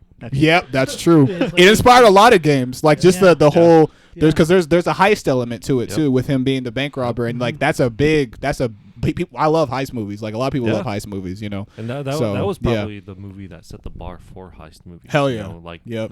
The Town. Oh yeah, I love you the know, town. Love the town. Yeah. It's a reflection, a mirror of Heat, The Dark Knight. Mm-hmm. You know, same thing as well. You know, so I wouldn't say I'm a Michael Mann fan. Mm. You know, what has he really done? Collateral. I love Collateral too. Collateral's Collateral's where it's at. I watched that one recently too. With Jamie Tom Foxx and Cruise. Tom Cruise. That is a great movie. I With forgot about Collateral, that. now like with the, Every time I think about, and I don't mean to like No. cut you guys off, I apologize, Yeah. but every time I think of Michael Mann, I always think about what's that Miami movie with Jamie Foxx and Miami Vice. yeah, Miami Vice, Yeah. with Colin Firth Colin Farrell. or Farrell. Yeah, yeah. I haven't seen that Oh, one. it's so bad. Yeah. That's not great. It's so bad. But Collateral is fucking good. Collateral. So he was good. did Collateral, and he also did Ali, the Muhammad Ali movie with Will Smith. He did Ali too. Yeah, he did never Ali mind as then. well. Oh, okay, he did some good. Movies. yeah, What do I know? yeah. Wasn't So, it Mindhunter? Yeah, he did Mindhunter too. Yeah. Yeah. That's a one's good movie too. Yeah, now similar to the, I'm gonna say this and then we'll move on. I'm sorry guys, but I had to go off of that because great choice. Similar to the bank robbery, like street, gun battle scene in Heat. There's the nightclub scene in Collateral. That shit is awesome. Mm-hmm. Like just like because it's Tom Cruise. He's just like throwing people down. It's got like this visceral. That's actually that's the scene that inspired the nightclub scene in the first John Wick movie. Was from that Oh, it was from particular Collateral. scene because he starts out like hand to hand, right, like taking all these guys out, and then once he gets to the gun stuff, it's just like Heat, like no music. It's just visceral action, and it's awesome. It's really good. Yeah. It's really good. I agree. Yeah, Damn, that was a good choice. yeah. Heat. So Heat's where it's at. Turn up the heat with Heat. Yep. Perfect movie. Yep. I agree. Yep. What number are we on? now? 3. Three. Run okay. 3. Yeah. My number 3. So I mean, I had two choices that I wanted to put, and Edgar told me like, you have 2 of these types of movies on your list. I'm like, oh fuck, maybe I should just put one of them. And that is Where the fuck is my phone? God. Stop losing your phone, man. it's Alright, guys. it's Toy Story. Okay. Oh, okay. Yeah. I'm glad we got to animation because my 3 is also animated. So Yeah. cool. I Yeah, don't that's know, what's man. up. The same way that Josh said that Heat's like a perfect movie, I think Toy Story is also a perfect movie. It's I flawless. agree with that. Toy Story is great. It's it moves at such a brisk fucking pace. Mm-hmm. It appeals to children and adults. To me, I feel like it left an impression on me as a kid because it's like one of my first exposures to cinema, to movies, Mhm. was Toy Story. I mean, come on, dude! It's the first. This was always a animated- childhood yeah, favorite, It's the first for animated sure. feature ever, like computer animated. Sorry, Mm-hmm. and it still like holds up. Well, for the most part. Yeah. You know, if you look at the background and shit like that, you notice some shit like that's probably not well animated. Yeah. But everything else, man, and the story and the cast is fantastic. It's just, yeah. It's something that everyone can relate to. Yeah. You got a friend. That got nominated for a award too. So it's like, come on. Yeah, I don't know, man. I think Toy Story is just such a flawless movie. What's crazy is it can go on forever. You know, like I don't know. I feel like it should end it after 3. Yeah, me too. I don't, 4 honestly. was not bad though. 4 wasn't bad, but if I'm being honest, bro, if I'm being honest, 4 was good, but it's like, why keep going? I personally, I think that the Toy Story trilogy is one of the best trilogies of all time. I agree. I love Series wise. Yeah, So I good. love that trilogy. Just the way that I love the way they ended 3 with Andy handing off the toys to Bonnie, because it was like he was giving her like legacy. Like, this is my childhood. You know, like I want you to have the experience that I had, and I want that to be passed on to you. Yeah. That should have been it, in my personal opinion. You know what I mean? Yeah, but it shows So- that it's a timeless movie that's for, for me, guys, like 97 is when it came out. Yeah. I remember seeing it. 95. 95. I remember seeing it in 95. the movie theater. Yeah. With my sisters, Oh, man. as a kid, and then like my son can watch it. Yeah. Yeah. Like actually that's probably one of the first movies that he's ever watched was Toy Story. and Yeah. he loves it. I feel like that's You know. every like a lot of kids' like first experience with like watching Disney or like Pixar. It's always Toy Story. Toy Story, man. You know, it's, Like, yeah. It's, If they keep making them, I'm out for. I mean, I'm well, okay like, with that for will some I reason. keep watching them? Like, yeah, of course. But in my own personal like headcanon, I think the trilogy's is- that's the cap of like the greatness of it, in my ends- personal ends after opinion. 3, but like, I agree. Toy Story 4 is good. I Yeah. do agree, but I Rotten think Tomatoes Yeah, still yeah. win. yeah. But I think three was the cap for me personally. But yeah, yeah, it is as 100% on Rotten Tomatoes as it gets with that. Mhm. Like, it is really fucking good. What is it rated? 100%. It is. Yeah, that's right. 100%, That's yeah. right. Now, is that fair, being that it's an animated movie? Yeah. Why? Because its themes and its storytelling is something that every other fucking genre, not even from animated, still pulls from. yeah, You know? absolutely. What's that Yeah. movie called? Fucking Pets. It's basically Toy Story. Yeah, it is. You know, it's Pets like there's is so Toy many Story. movies that try to It copy is. that formula, you know, and it's like tried and true. And again, I know I said this with Clerks, but like Toy Story is like a movie that if you want to be a filmmaker, you want to be a writer, you want to know how three act structure works, watch Toy Story. Yep. You know, you'll understand what all of that means and like the terms and how to be a writer and stuff like that. It's 100% deserving of that score, regardless of it's an animated Yeah. movie. You know, Yeah. so that's my Solid. number 3. Yep. Solid. What's your number 3? All right, Please. number 3. I also have an animated film. Now, this one was a toss-up. I'm just going to throw a quick honorable mention here because it was going to be number 3, but I chose this one instead. Honorable mention for Shrek 2. That movie's hilarious. Shrek 2. Satirically, like there's nothing in pop culture that movie doesn't make fun of. It's just even just the scene with Cops. You know, the parody, the show Knights, which is a parody of Cops. The OJ reference and all, it's just hilarious. It's really good. So honorable mention for Shrek 2, but instead I sprung for Puss in Boots: The Last Wish. That's a good fucking choice. Yeah, Bruce. thank you, That's thank a you. good fucking choice. Have you seen that one? thank you. Fuck no. You haven't seen Puss Dude, in Boots: The Last Wish? It's So it's good. here's my problem. It's I don't really know. good. I can't. I love Toy Story.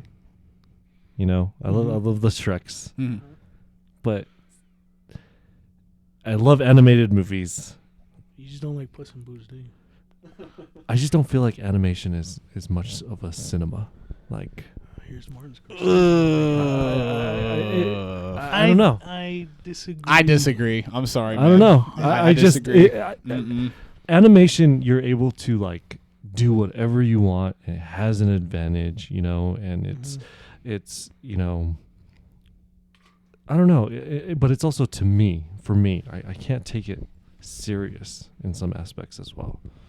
You know, I mean, sometimes that's kind of the point, though. You can't You take know? it serious, Josh, but no, you have to take it serious. You have to believe in it, right? Like the whole reason to when you watch a movie like Heat, to your point, Kevin Smith, you know, he does a good job in the dialogue because he makes you feel like you're a part of it. You know, like. But I feel like, to animation's credit, if it can make you feel like you're also a part of that world, for even for 2 hours, take you away from the real world and make you feel like, damn, dude, I want to be a part of this fucking, like, you know, this fantasy world. And shit. I think it's easier to believe that and say that when you're a child. Aren't we all children though? Honestly. Come on. Well, I mean, we're I'm obviously the most mature person in the room. Naughty You Nurse guys was are- number 5. Yeah. Yeah, that was a great pick. Yeah. Come on now. No, I don't know. I just like, because I thought about, when I put this together, I thought about animations and stuff. I'm not trying to shit on you guys or anything like no, this. no, it's Yes, okay. I am trying to shit on you guys, but no, I'm just kidding. It's just that it's tough to do an animation movie. You know. So you're really saying you don't consider it like cinema? I don't know if it's cinema or it's just. Wait. First off, I apologize. Let's have. I'm gonna let him explain, then I'm gonna get into. Let's have I'm gonna get Maurice into it. finish. Actually, I don't want to like. Okay, it's okay. That's my bad, bro. It's okay. No worries. Obviously, we disagree with what Josh is saying. I Strongly disagree. I don't get it. I don't get it personally. But There's Puss a in lot of Boots: things Last you don't Wish. get. Would you tell Maurice. your son that? Would you tell your son, like, animation? Oh. Your favorite movie is not cinema. I'm sorry. No, he can figure Yeah. it out himself as he grows up and becomes an adult. We're all Okay, adults, alright. though. I'm Anyway, just kidding. I'm anyway, kidding. That's- anyway. All right. So anyway, Puss in Boots: The Last Wish. Now, honestly, Puss in Boots, I'd say he's one of my favorite characters in Shrek because, you know, Puss in Boots is based on Zorro, who's also played by Antonio Banderas. He's basically just Zorro as a cat. So I think the fact that he's been able to play this role for so long is really impressive, and I love me some Antonio Banderas. So I think that's really good. He's always one of my favorite characters, but I love what we've all seen it, right? We've all seen it. Okay, so I love what they did with Puss in Boots. Like, it sounds weird because he's a cat and they're animated, but they really did a good job at humanizing, like, his character. You know, because cats have 9 lives. He's down to his last one, right? And It's then basically Logan, dude. yeah. It's fucking It's similar. Logan. It's similar, right? And, you know, and then he's got One's like PG and the Yeah. other one's like. Oh, a yeah, hard R. yeah. And then he's true, got death Hey, after you him. say that, but I don't. You know, he's got death after him, which that's Pedro Pascal, right? Not Pedro Pascal. It's someone else who plays. But it. similar. I'm sorry, I got the actor name wrong. But you know, he's got death after him. Selma Hayek she doesn't return. She's, you know, Kitty, the person that he's supposed to marry. But there's a lot of just great themes about it, you know, because he's got this narcissism problem because, you know, he's the greatest hero or whatever, and he's down to his last life. So it talks a lot about, you know, ego, about letting go of, you know, who you are versus who you're supposed to be, facing death, you know, because he's the fear and anxiety. You know what I mean? It's like, one I of think the best, like, villains. I think. yeah, Death in this yeah. movie. I mean, because death. I mean, he's an example of something that we all, you know, whether we acknowledge it or not, like, we all fear. You know what I mean? Yeah. Like, I don't want to say I'm afraid to die personally, but, like, if it happens soon, that would kind of suck. You know what I mean? But he's down to his last life. This is a children's movie, dude. Right? You know. Tackling these fucking things. Right, and then you have Goldilocks and the Three Bears, and there's the family aspect with them. Yeah. You have, you know, Jack Frost and him being like this goofy, like, you know, cliche, like, you know, action movie type villain, but then there's some substance there too. Like, Yeah. the fact, and I think the fact they were able to balance all these characters in this movie was really impressive as well. I You know what I agree. mean? Because I mean, just Puss in Boots and Kitty, that in of itself was a movie, and the dog. What did they call him? Pierto? Was that his name? I forget what his I forgot his name was, but the dog, he was great too, you know, because, like, that's, like, kind of like their kid as they, like, rekindle their relationship. And the animation, oh my god, dude, the animation is so cool. Animation's It's so cool. It's so Really cool. fucking So and honestly, I would say because Shrek has always done I think it's done a good job as like a comedy and like a spoof film, and like we love Shrek, but I think this is the movie where like characterization wise, I think this is the best in the franchise. hands down. Absolutely. So yeah, man, Puss in Boots, Last Wish. I mean, like I wasn't, if I'm being honest, because the first Puss in Boots film they made was, I mean, it was alright. It wasn't that great in my opinion, but the fact that I wasn't expecting much from this movie, if I'm being I don't honest. think anybody was. Yeah, but the fact that it was as great as it is, I think I watched it like 3 times, man. Like it's fantastic, and the music is also really good too. So, yeah, Really good choice. thank you, I agree. thank you. So, What do you think, Edgar? About what, Puss in Boots? Yeah. just to pick as a well, whole. I was like on his side when you told me to watch it with you, and I was sold. That shit was great. Mhm. Fucking good, right? Yeah. Yeah, It's good. Back to his question though, is he talking about like Disney films as animation or like just animation and films or as a like, whole. Like a Studio Ghibli movie? Yeah, Studio Ghibli. That's another like. In type terms of like, it's not cinema? Or? that's what I'm trying to narrow it down. Is he talking about Disney, like for kids, Disney or is it Pixar? like you said, like let's say Well, that question's for you, Josh. my What- neighbor well, Totoro? I don't know. I've said my piece, so y'all thug it out till you get some Edgar's pick. It's hard. It's hard because like Yeah. an actor behind the scenes, like can you really feel his emotion? You have to. You're just relying more on the Huh. voice. This is just tough. I just can't.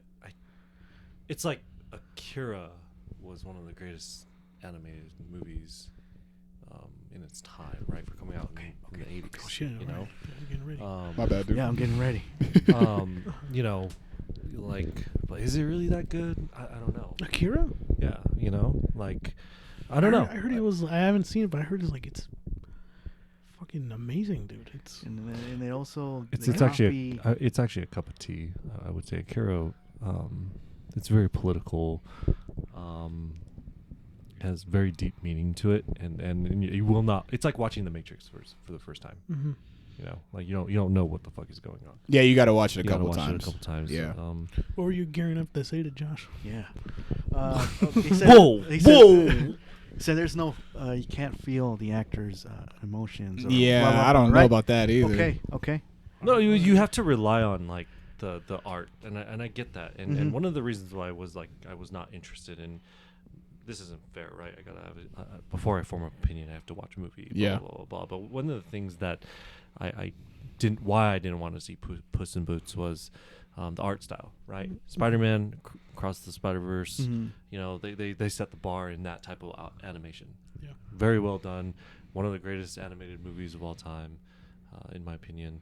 And then Ninja Turtles did it, and then Puss in Boots did it. Isn't that a good thing though? I don't know. I think it is. Across the It is, Spider-Verse yeah. made every other animated movie fucking like level up. Dude. No movie was animated No, like that absolutely. beforehand. But then, and it's like- really good. If you see too much of it, though, don't you get? Isn't that doesn't that ruin it? It's like when, what's his face, Auto Tunes. I'm in love with the stripper. Oh, that. Oh, no, you're talking about. T-Pain, Yeah. right? Yeah, Comes yeah. out, starts Auto Tunes. Everybody wants to do it. He disappears. Yeah, but the difference is that auto tune, know? everyone knew that shit fucking sucked when people started using it. Yeah. Whereas No, this, absolutely. everybody loved the animation. But style, there's that and it's like, potential that it can. they can And ruin I'm it. just can. going to throw That's it what out. I'm saying, right? yeah. That's why I appreciated when Mario came out. They didn't do that style. You Well, know? that style wouldn't have worked for Mario, though. No, I know, but Not they, at all. They could have still done it.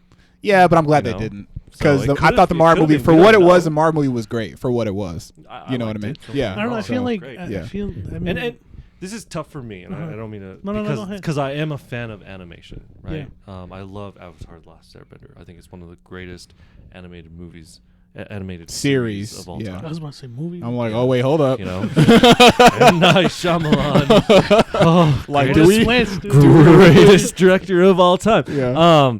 I love. Actually, I'm a huge fan of like Beauty and the Beast, the original, the '90s. There's a reason why it was actually nominated for an Oscar. That's It a is good actually- movie. It is Yeah. actually really well done. I get that. You know, I don't know. I just, you know, there's also a reason when I was doing my homework and like reading up about a lot of these like greatest movies of all time, I only saw one list that identified one animated movie. And what animated movie was that? What'd you say? What'd you Lion say? King? No, No. Toy Story. You know, because I was curious to like look at all these lists. I did the same thing when I was looking at like horror lists and stuff. Yeah. And there was only one list, and it had It only was Toy one Story. animated movie, and it was Toy Story. No other list had any animations, and they had a lot of like 1950s, you know, 1980s. Some of the movies that we've actually been talking about, like Gladiator, Heat, Back to the Future, all this stuff. Actually, I saw one that actually had I Saw the Devil in it too, you know. But it just and thinking to myself and hearing you guys talk, I'm like, it's hard to rate An animated an animated movie great. Other than you're saying, with the exception of Toy Story. I agree with the Toy Story. I get that, you know, but like, I don't know. Maybe I'm overthinking it, you know. Well, it's because I feel like when Toy Story came out, just like when Across the Spider-Verse came out, everybody wanted to do something like Toy Story after that. And It made them level up their fucking game. And They so- started doing that shit too. Sure. And to build off of that, like I get where you're coming from, but to be honest, man, like they haven't really. There's not many movies that have really done that much. Like, because I mean, there's only 3. Yeah, because you know, obviously there's a sequel to Across the Spider-Verse. There's Mutant Mayhem, TMNT, and then there's Puss in Boots. Maybe there's one other, but that's about it. No, it's definitely new. So but I don't think that that's a bad thing necessarily, because I mean, okay, even like with Well, do you know yeah. why Across the Spider-Verse did it? No. It was supposed to be like the comic style. That was their whole idea. Like, Well, it jumping worked. out of a page. It worked, you know? yeah. You know, I don't know. I'm just questioning it. You know, just because I'm thinking of hearing you guys speak, I'm like wondering why didn't I put an animated movie on there too? You know, like maybe animated movies are underappreciated. They are. I agree. Yeah. Definitely. You know, Well- maybe it's interesting. Like my wife, I watched when I was watching Avatar: The Last Airbender. She was like, "I can't watch this," and I'm like, "Why? I can't take a children's story serious." And I wonder if more people feel that way. You know, when you lose your childhood at some point. Where it's just, you can't take it seriously. Yeah, you know, maybe that's what it is. Maybe that is what it It's is, because underappreciated. I got to be honest, like I think a lot of the best cartoons, in my opinion, are the ones that connect with both children and adults. Now, because obviously there's Adult Swim Bluey. cartoons, but what? Bluey. Hell yeah. Have know you- Bluey? Have you really watched it? Yeah, no, I have a T-shirt of Bluey. Dude, it's so fucking good. It's Dude. fucking good, right? What's that one It's- called that everyone just like loves and shit? Is it story time or something like that? After like bedtime, the one with bingos like having a dream and like. Oh my God! That's Yes. fucking good, right? Yeah. So it's a children's show that consists of only 11 minutes As long. one of the greatest like episodes in any TV show. And Yeah. and it's pretty much like the shows are these 2 dogs. It's the world of dogs. And it's through the children's eyes, so you don't know if like the parents are playing along, which is interesting. Yeah. Okay. Or if it's the children's imagination, but a lot of it has like extremely deep meaning to it. Yeah. Yeah. You know, yeah, it's just and it's deep meaning to where obviously the kids will not get it, but they'll appreciate the fun aspects of it and stuff Right, like that. yeah. But as the parents watch it, they're like, "Holy shit!" Like, you actually sat there and watched and like I got something from it. Yeah. yeah, but Yeah. yeah, no, don't get me wrong. Yeah, there's a lot of animations that like Bluey is one of the greatest animated I series agree of too. all time. Yeah. You're not getting off the hook, Josh. Okay, we got to move on, guys. Go to What your do you guys go to your top 3. But obviously we disagree on that. But move on. Were you, So did you want to say one last thing? Nah, or- not anymore. Sorry, Edgar. Holy shit! All right, what's your I'm three, sorry bro? that Alberto and I are having conversation over here. what's your 3, bro? What's your 3? So Just to 3 out of 4 of us love Puss in Boots. Last wish. So it's okay. Yeah. I'll take the hate. It's all good. So You mean yeah. the L. Now you know how it The feels, L. Josh. The L. The L. Hold Take that the L, bro. Now you know how it For feels. love. For love. this What is one, And number 3 is Banshees of Inisherin. Fuck yeah, dude. Right on, man. The Banshees of Inisherin. Banshees That one's of kind of Inisherin. like hard to recommend because it's kind of dark in a way. Could Well, you it break? definitely deals with some dark subject. Could you like give like a just a basic like what's it about? It's about these two friends during or after the Irish War, and they live in this little town. It's like an isolated little like village. Yeah, Yeah. Okay. and it's a simple story. Just a friend goes up to another friend's like, "Hey, I don't want to be your friend anymore. And So don't then- bug me. yeah. Don't leave Damn. me alone. And if you don't, I'm gonna like hurt myself in a way." Well, What are you gonna say? no, yeah, it has Colin Farrell in it. I forget who the other actor is, but yeah, it's like Colin Farrell just goes and tries to hang out with him, and he ignores him, doesn't want anything to do with him. And the whole movie is Colin Farrell trying to figure out like why the fuck is he not? Like what did I why do? What did I Yeah. do wrong? What did I Why do? is- and So at it's some- like a coming of age story kind of? No. No. It's what I don't know how to like I said, it's hard to recommend because It isn't. There's definitely more of a drama. It's a Yeah. drama. It's a drama. Harsh. What's it called again? Banshees of Inisherin. It was nominated for Best Picture. Last year. Banshees of Inisherin. Yeah. Okay. Okay. And there's like a point where Colin Farrell keeps annoying him and is like, you know what? Like, if you don't stop fucking like messing with me, I'm gonna cut a finger off every time you talk to me. So you better like fucking zip it and shit. And it's just like this friendship that's like Just deteriorated. crumbling, and Yeah. it's like And he doesn't know why, he doesn't basically. know why, Okay. And then it's so Yeah, I- man, I that's even- hard, I even man. told you right after we watched. I said, "Dude, this is one of my favorite movies of all time." yeah. Yeah, it just deals with a lot like friendship, losing it, depression. There's Self-identity too, figuring out Yeah. who you want to be. yeah. Um, It's like I said, it's such a simple story, and it takes it to like another level in a way. And those guys, they worked together before too. yeah, so in Bruges, right? yeah, and they Or do in they, Bruges. they do great, So Yeah, and Colin Farrell was so fucking good in Yeah. that movie too. And there's some comedy to it too.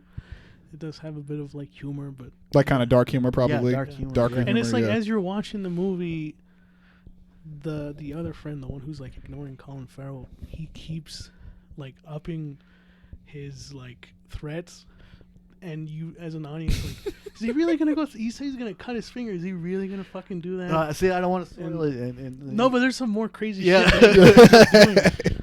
He really goes there. yeah, he really Yeah. goes there. Okay. Yeah. Okay. Yeah, it's- What an ultimatum, right? Yeah. Yeah. I Yeah. recommend watching it. I don't know if it's a movie I could rewatch multiple times. right. Yeah. Like I said, I have to give it time before I watch it again. But I think for me personally, that is one thing that's hard for me for like my favorite movies, because like there's one big thing for me is like kind of like with games too. And I know you guys understand this too. Is it's rewatch value, right? Replay value. Like there's certain movies that's a great film. I cannot watch it again because just like it's harsh. It made me sad. It's great, but maybe some of the pacing is off. Okay, perfect example. 12 Years a Slave, great film. Can't watch that ever again. I mean, it's fantastic. It's a great film, but you know what I mean. So I think that's yeah, and this movie doesn't have Yeah. necessarily that. Problem. it's not that bad, not that harsh. It's not like so, I can't watch it again. But Yeah. it's like you got to give it time before you see it again. right. Yeah. It's like an annual watch. Maybe pop it in every year. Yeah. Yeah. Watch There it. you go. Yeah. Okay.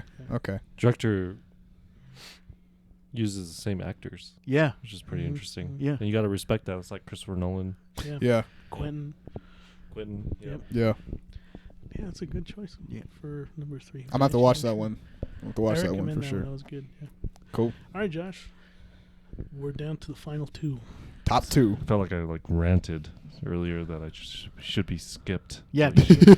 Yeah. Fuck your top 2, bro. You know. Shit on But Puss I in also Boots. feel like I should talk because Edgar only speaks for like 120 seconds. Damn. Hey, he's short and sweet to the point. Yep. Yep. And you have to be like, so in the fall of the Revolutionary War, the themes of this movie. Now let me elaborate for a second. The parallels. In the fall of the Revolutionary War. So his number 2 is The Patriot, bro. Right. Oh shit. Were you just reading something from one of your books? Yeah. Oh. Damn. It just got real. Anyways, so my just got number real. 2. It just got My real, number bro. 2. All right. God all right. damn. I know it's easy. We knew this was gonna happen. We knew this was gonna happen, bro. Son of a What's bitch. your number 2, Josh? Sorry, I made fun of your brother, man. That's all good. That's fine. Sorry. You know. At least through that we got to find out that we both love Bluey, so that's great. Bluey's great. I don't know what to tell you. No, my number 2 is Rocky. Good choice. Yeah, you Good know, choice.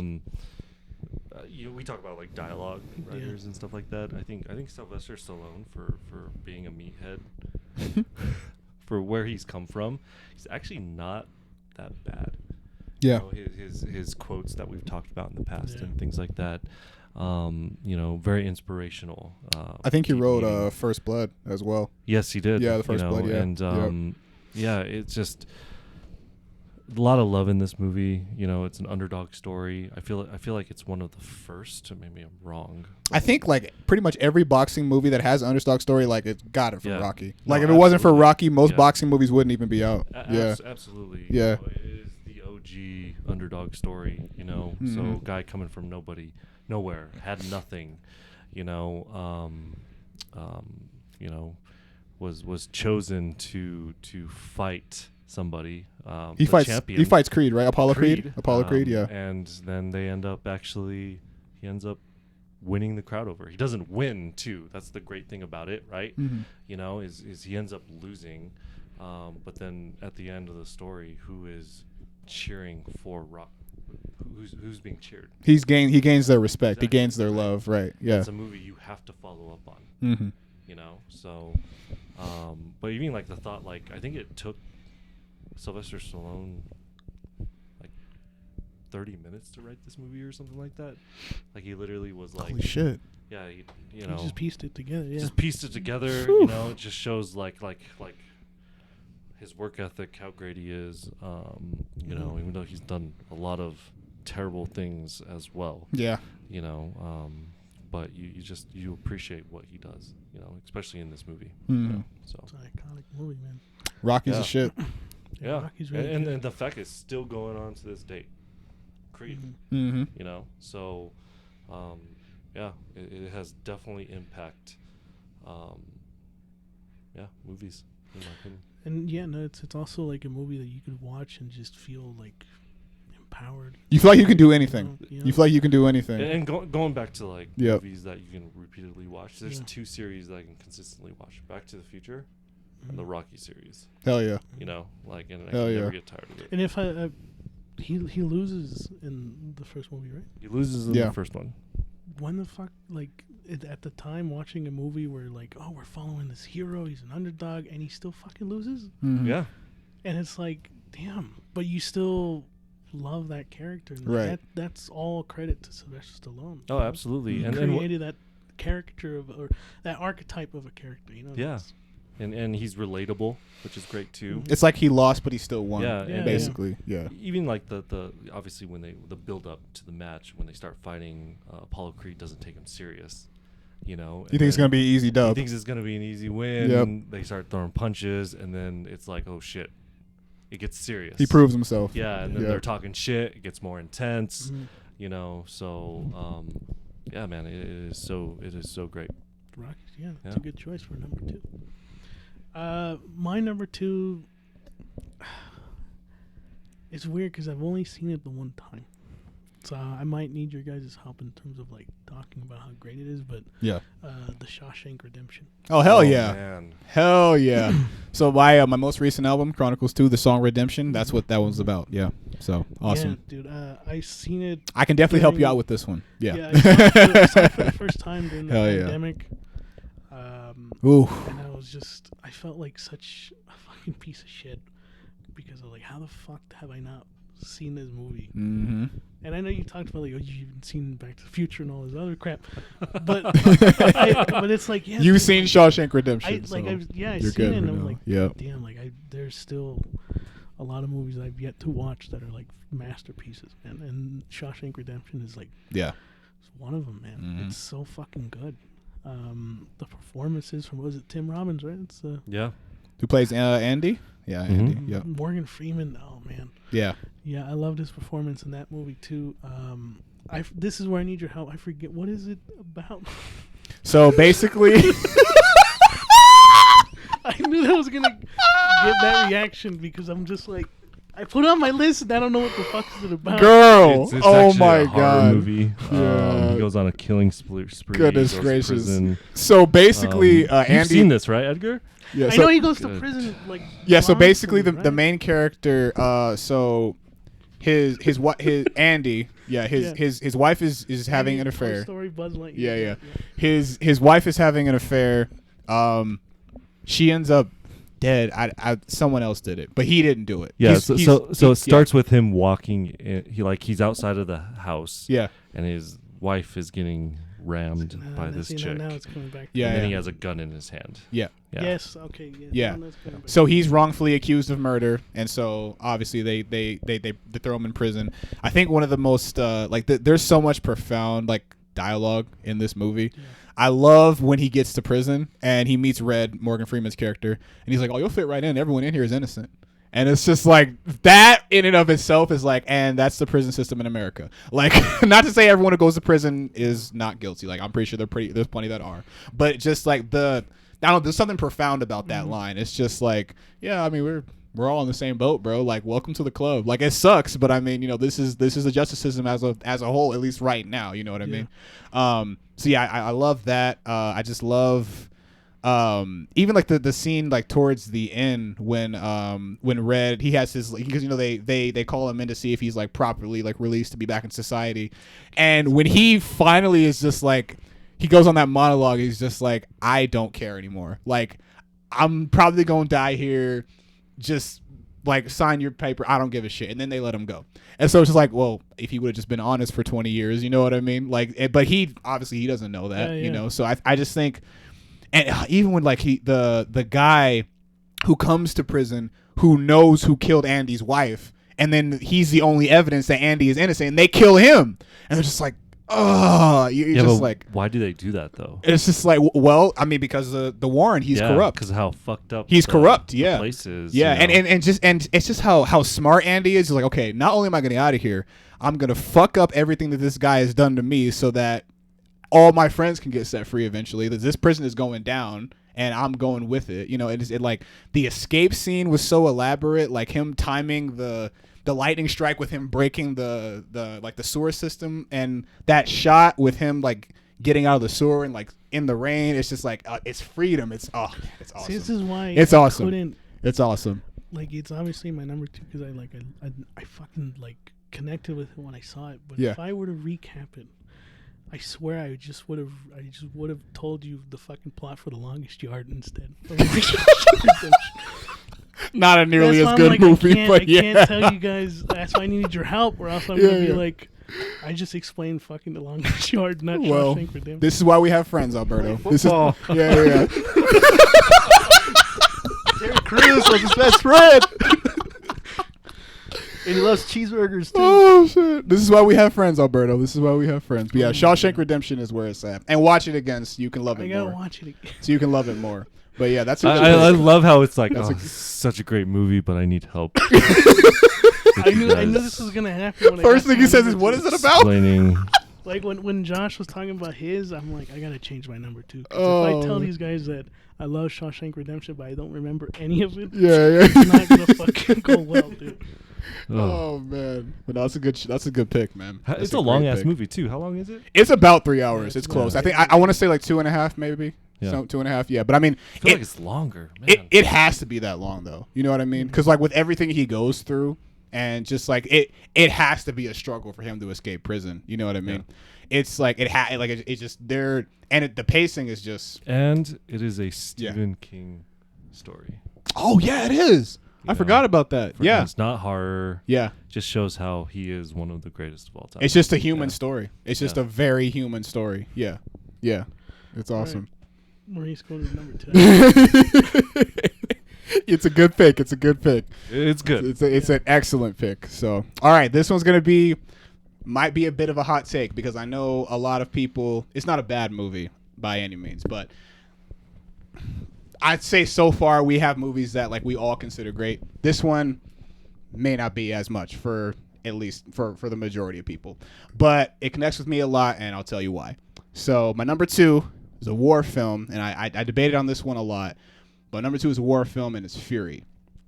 So This is one that I watch every single year without fail. I probably watch it like 2-3 times a year. There's a lot that I like about it. Now I will say with it not being considered like the greatest or whatever, I don't really care. I will say flaws of the film. There's a part where like they're towards like a town in the middle. I don't know how many of you guys have seen it, but I did see it. You've seen it, yeah. There's a part in the town like in the middle where they meet this girl and they're trying to basically like chill out from the war. Like they're playing house basically. Yeah. They could have cut that out and done something else. I think that that particular part. That was a little rough. I will admit they should have done something else. There was still good dialogue, good tension in it, I believe, because like he's trying to hide and they're just like, "What are you doing?" basically. So I think that there was good like conflict in it, but I don't think it should have been in the movie. They should have cut that out and done something else. Everything else though, and I will say I do love the characters in the film, but they should have given more. Like there should have been more character development within each one of them. Those two aspects of the movie definitely could have been better. One of the main themes, though, that I love in film is self-sacrifice. As you guys know, love the Lord. Jesus laid down his life for us. So for a man to do that in the same way, I will. And Gladiator is similar. I will always be a sucker for that, especially if it's well done. There's a scene at the end of the movie where like their tank is busted. They know they're gonna die. Like they're pretty much done. Like there's no way they're gonna win. Like there's a battalion coming. Tank is screwed up. They only got like a few weapons. They got very little ammo. And, Brad Pitt's like, okay, you know what? I'm going to stay. This is my home. I don't know anything else. And they're like, dude, we got to get out of here. Like, what are you doing? But then they decide to join him. And like there's a Bible verse in there. Like, I think it's Isaiah chapter 6, verse 8. Like, here I am, send me. And they're basically saying, no one else is going to fight, so we're going to fight. And if we die, we're going to die as men. Like, we're going to go out in a blaze of glory. And they definitely do. And they get some badass kills, like, on the way. So for a lot of people, that moment's not going to work. And like I said, I think that if the character development was better and if they had to cut out that part of the movie, like, it would have worked a lot better. So like I said, I acknowledge that as a flaw. But for that, like, I can't tell you what it, well, I mean, I know what it is. Like the self-sacrifice message, and when they just decide, you know what, let's just fucking do this. Like for them to just make that decision, knowing that they're going to die, knowing that there's no chance that they're going to make it out of this battle alive, for them to just lay it all down like, you know what, you're my brother, I'm with you, let's fucking do it. It brings tears to my eyes every single time I watch it. Like every single time that he says, like, we're doing a righteous act, gentlemen, here I am, Lord, send me. Like I love that shit. Like that level of like relationship, that level of love, that's what I want with all my family, all my friends. Like I'm getting older, man. Like you're either with me or you're not. Like ride or die type shit. Let's do it. So I love that. I connect with it heavy. I know a lot of people don't. And like I said, I think if the character development was better, it would hit home a lot more for a lot of people. But that was my problem. I think that's the reason why. But it definitely hit home for me. It's kind of hard to do character development with so many actors. Yeah, it is. That's one of the reasons why David Ayer was also picked to do Suicide Squad, because he was able to do a movie like that with so many people in one room, and I thought he did a pretty good job. Yeah. So I agree with that actually. With Fury? Yeah. Oh, okay. I thought you were saying Suicide Squad. I was like, No, Suicide Squad. That Suicide Squad was bad. Come on, it's like top 10 greatest movies of all time. But how many main actors were in for? So we had Brad Pitt, Shia LaBeouf, John Bernthal, and Michael Pena. So there was more. No. Yeah, Gerard Butler. Oh, Gerard Butler. Wait, no. What the hell? What do you mean, Gerard Butler? I thought he was like a side character. I'm like, what are you talking about? Like, wait, Gerard Butler. Shut up, Alberto. But there was more for some reason. But yeah, no. So like I said, I know the ending and just the character development, like it doesn't work for a lot of people. And like I said, I realize that is a flaw in it, but it definitely works for me.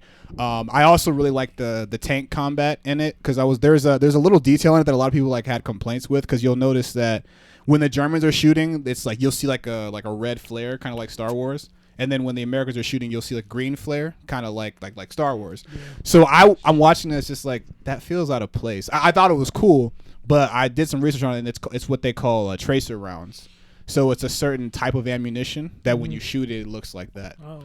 So that did actually exist. So that was somewhat historically accurate. Because I'm just thinking it's just a creative choice that was kind of weird that I always liked. But it was they actually a part no, of they call it tracer round. So it's kind of like you know how they shoot flares. Yeah, It's yeah. similar to that. So they like when you shoot it, the muzzle flash has that color. Oh, So okay. David Ayer chose that obviously because it looks cool, and because with certain weapons in World War II, they did actually use what's called tracer round fire. So I thought that was really cool. And I thought it was cool because, you know, red, green. Yeah.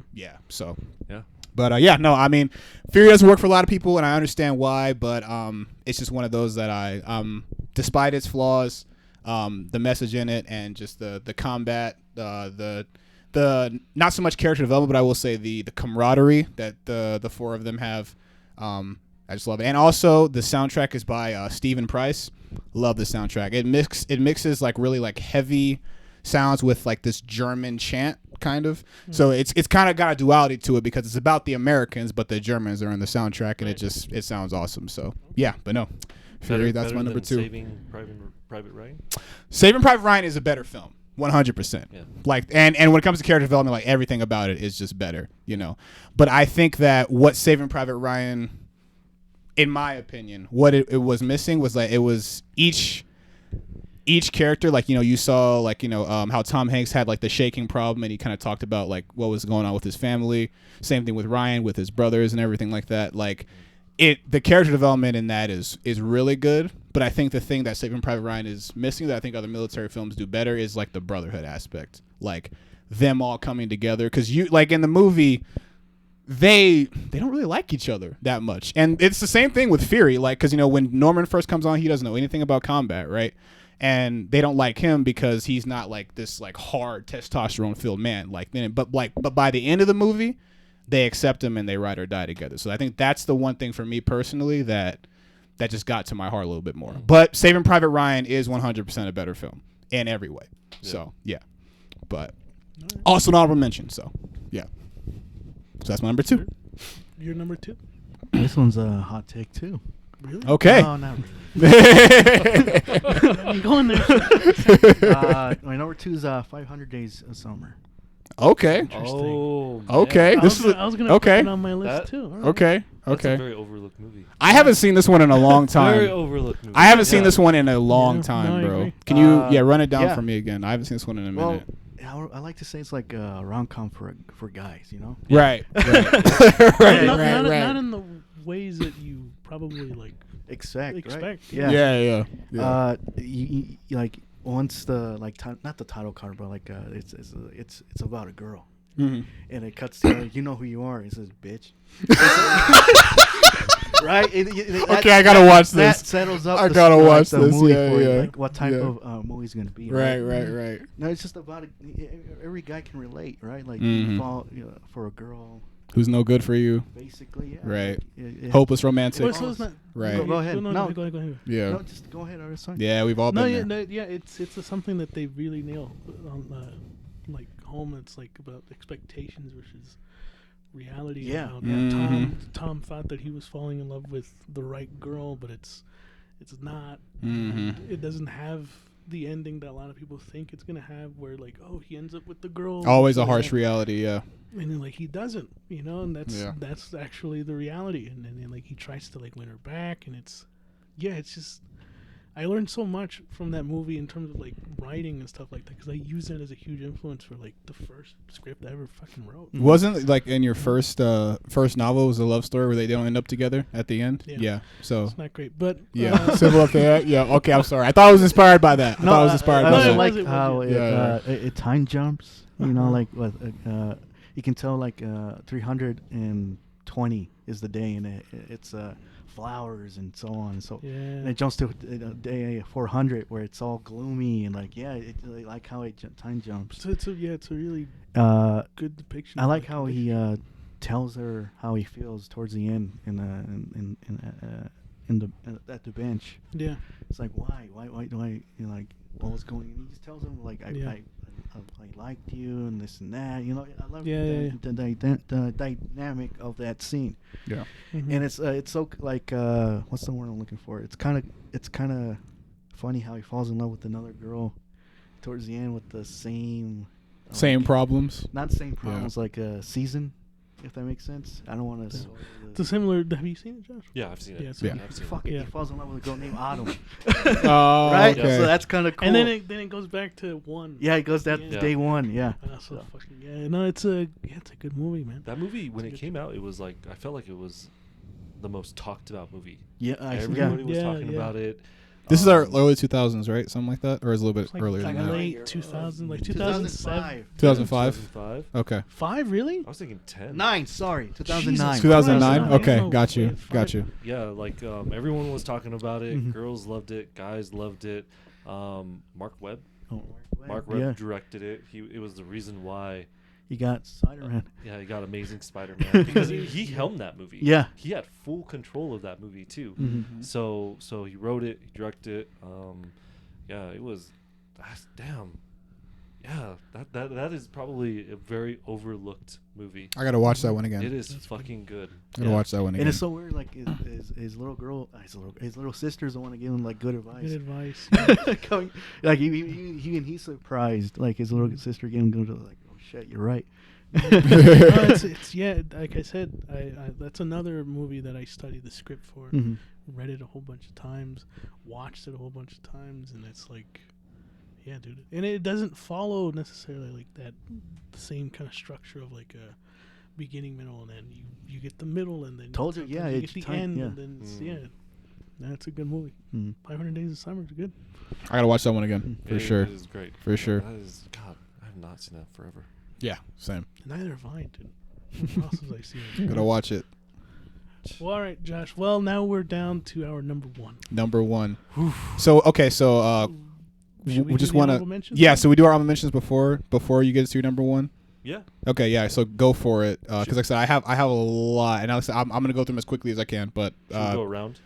yeah, do you want to do that? We'll just I'll spitball my honorables and you'll spit. Yeah, let's do that. I don't know. Whatever Let's you do guys that. wanna Let's do that. Let's do that. I think Yeah. we should do that. Let's do that. So we're gonna give our honorable mentions, and then we'll get to our number ones. Go ahead, Josh. You go first. So you know, Make them brief, so we can all I'll make them it brief. brief. Yeah. Empire Strikes Back. Hell Ending, yeah. Disappointing ending. You know, you're expecting happy ending. It's the original Infinity Yeah, War, dude. exactly. Yeah. Absolutely. You know. Oh yeah, hell yeah, hell Yep. yeah, yeah. Yep. Godfather. Oh, gotta hell put yeah. That in there. Mhm. The Matrix. Yep. Before its time. It's the first live action anime. It really is one of the Like best Williams, sci-fi yeah, action that's movies of good. all time and too. Also, it Yeah. set the bar. It actually perfected visual effects. And we all know in the 90s visual effects were garbage. And then finally Yeah. I had to throw in, I wanted to put this on my top 5 but I couldn't, but the Raid Redemption. I don't know if you guys ever seen Yeah. Oh it. hell yeah. Fuck We yeah, love the dude. raid. We love the raid. Yeah. It is by far the greatest action movie of all time. Mhm. It's beautifully crafted. It's a very simple story. It's Die Hard in an apartment building, basically. Oh man. Yeah. But it's just awesome. action, the It's the awesome. action It's is awesome. just Goddamn. beautiful. Yeah. Once it starts, it does not let up. Yeah. Exactly. Yeah. Exactly. So Raid 2 was great in my opinion Yeah, as me well. and Edgar Yeah. saw that in the Yeah. movie, and when we got out, I was like fucking exhausted because I was like, dude, Yep. having to keep up with everything that's going on, and That final fight he has with the assassin, I rewind that shit like 6 times. Yeah. Was it It an was hour so theater good. where he fucking hits the guy with the baseball bat? Everybody like audibly like Oh, you laughed feel it. Yeah. when he kind of moves down. It's visceral, bro. Like I love how like when they're first like fighting, and I know we're supposed to be brief. I'm sorry. When they're first fighting, I'm only talking about this one because Raid 2 is on my honorable mentions as well. Nice.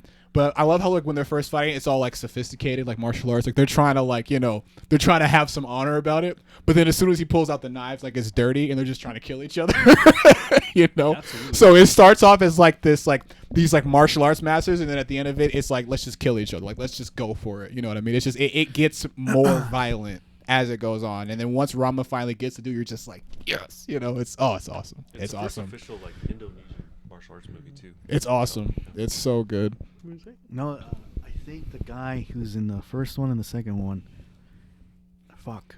He's that guy with the long hair. Iko, you. Oh no, I know what you're talking about. The he plays the homeless dude with the machete. I think. Yeah. I think he's like their stunt coordinator and shit. Like He was in the first one as Mad Dog. he's in always like Yeah. all these Yeah. kick-ass action films. I just want to throw in. Come Hold on. The first Yeah. boss from Sifu was basically him. Right? Yeah. Hold on. What was gonna say? Yeah, yeah. Yeah, well, because he was in the first raid as Mad Dog. Yeah. And then he was also in John Wick 3 in that fight. Mm-hmm. Yeah. So and he was in I think no, I don't know if he was in 4, but he was in 3 for sure. Yeah. So Shit.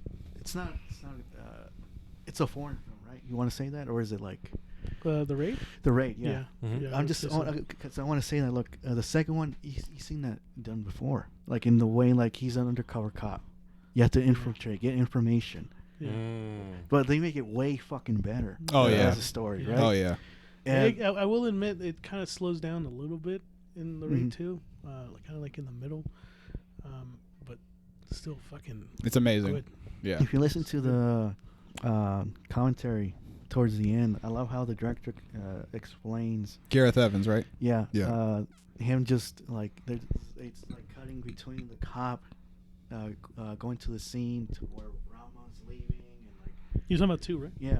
And the guys show up like you know, you don't hear what they're saying. Yeah, but there's no dialogue. No dialogue. Like you can. I guess they're like kind of recruiting him in a way. Yeah, they're trying to recruit him, or I don't think you really know. What You the don't know fuck what's they're going saying. on, but you can tell the last words he says is I'm done. Yeah, I'm done. Oh, the ending. Yeah, the that's ending. it. That's the last few. But words. you know they were supposed to do a third one, Yeah, right? yeah. And Yeah. then they Yeah. just It was supposed to be like they dropped it. It Yeah. was supposed to take place before that big action fight, right? Yeah. It was supposed to be with the. Who was it? Who was it going to be with? I think it was that other guy that's like a part of that crime family. Wasn't he like also a cop or something? I think like that? so. Yeah. Yeah, it was supposed to be with him with Raid 3. Oh, you know what? The director said it was going to take place in the fucking jungle. The Raid 3. Yeah. That they're going to do that Really? shit in the jungles. Like he wanted to take away the whole like aspects of having weapons and all that shit, and they were just going to do it in the fucking jungle. I think that's what I remember. him Interesting. I would be down for that, bro. Like man, like Who I'm knows? usually not I about get sequels, it. but Raid 3, yeah, that'd be cool. No, I just like that was so. saying. When I beautifully heard done. they were going to make a US version, like no, No, Fuck no, dude, don't do no, that. please They don't. they probably will, No. but they shouldn't. They should shouldn't, not. They yeah, definitely yeah. should not. No, no. Yeah. Question: Who did it first, Dread or the Raid? The Raid, I think. It was Raid because Dread came out in 2012, there didn't was there was like rumors that actually the script for Dread was done first. It was Huh. in production before the Raid. I can Even though see the that Raid because was, didn't like, released first. didn't Yeah. Dread So- come out Dude, afterwards Dread though? is the shit. Yeah, It's because fucking good, too. because Dread like that takes place in an apartment building as well, right? Yeah. Yeah. Okay. Both similar concept. It's pretty like, minus all the awesome action. It's pretty much the same movie. But when So, you talk to the yeah. creators of both So- movies, they're like, we don't know each other. We talked about it, but Yeah. But everyone says like everyone thinks Raid did it, but supposedly, Dread was. And fun fact about the Raid was, you ever force somebody to watch a movie? I'm trying you to watch all these movies we recommended, dude. Yeah. No, And vice every time versa. my buddies would Yeah. come over, I'd be like, "Hey man, I gotta show you this great movie." No, Yeah. same. I had to always like plug in the Raid. Yeah. Like, Yeah, hey dude, guys, yeah. we'll come over. Here's some pizza rolls. Let's watch the let's Raid. watch some Yeah. Raid. Hell yeah. Fortunately, like my friends know because I'm a big action guy. All of my friends know. Like, look, if you're gonna come to my crib, we're watching an action movie. Period. Like, it doesn't always have to be one, but usually that's going to like our go-to genre. So I can solidly say for the 2 to 3 people I've showed the Raid, they all loved it. So we watched the Raid, we watched the Raid 2, and they thought it was great. So, yeah. What's But that? What? Oh yeah, it has been 3 hours. Oh, I know. We're getting there. it's 2 hours and 20 minutes so far. So yeah. what's your number one then? No, we're still doing. We're going honorable honorable mentions. I apologize. Sorry. My bad. Okay, go. We got a little bit of an. Sorry talking, but yeah, Alberto. Yeah, these ones I will just list off because they were Once Upon a Time in Hollywood. I know that's probably like. I go back and forth between whether or not I that's my favorite Quentin movie or not, but I don't know, man. I think it is. Just because that's the one I've seen the most. Like, weirdly enough, that's the one Quentin movie I've seen. Over Reservoir Dogs. Over Reservoir Dogs. Wow. And look, I love Reservoir Dogs too. I think it's a fantastic movie, and I love Pulp Fiction. But it's like I look at all the movies I've seen. It's like, damn, Once Upon a Time in Hollywood. I've seen that shit like 10 times. I read the fucking novel and everything.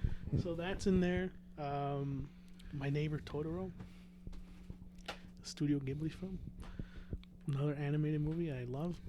I don't know, man. It's like a comfort movie too. You put it on and you just can forget your worries for like fucking hour and a half. So I would put that on there. This was on our top 5 horror films, but Evil Dead 2. I'd put that. Probably over the first one. I think Evil Dead 2 is pretty good. Well, it's a remake. You know? Oh yeah, a requel, right? That's A requel. Yep. Was it the first requel? Fuck yeah. Yes, sir. Friday. The comedy? Oh, my okay, hell yeah. God. Hell yeah. That's an Okay. honorable mention.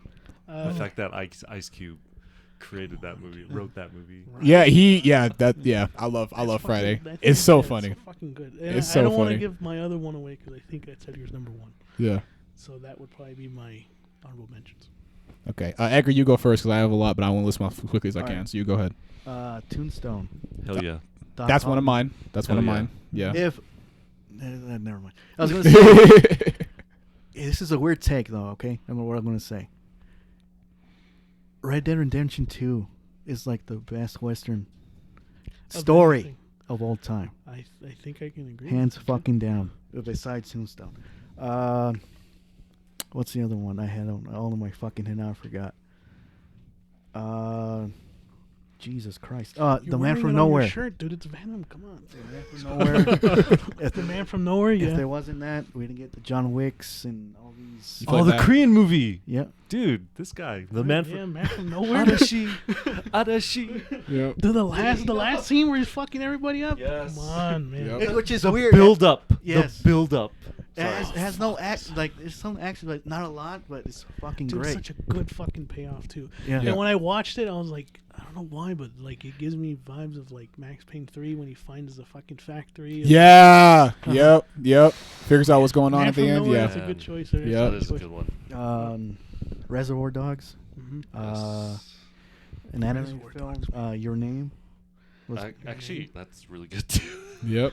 I'm like contradicting myself about animated God movies. damn it, John! I know.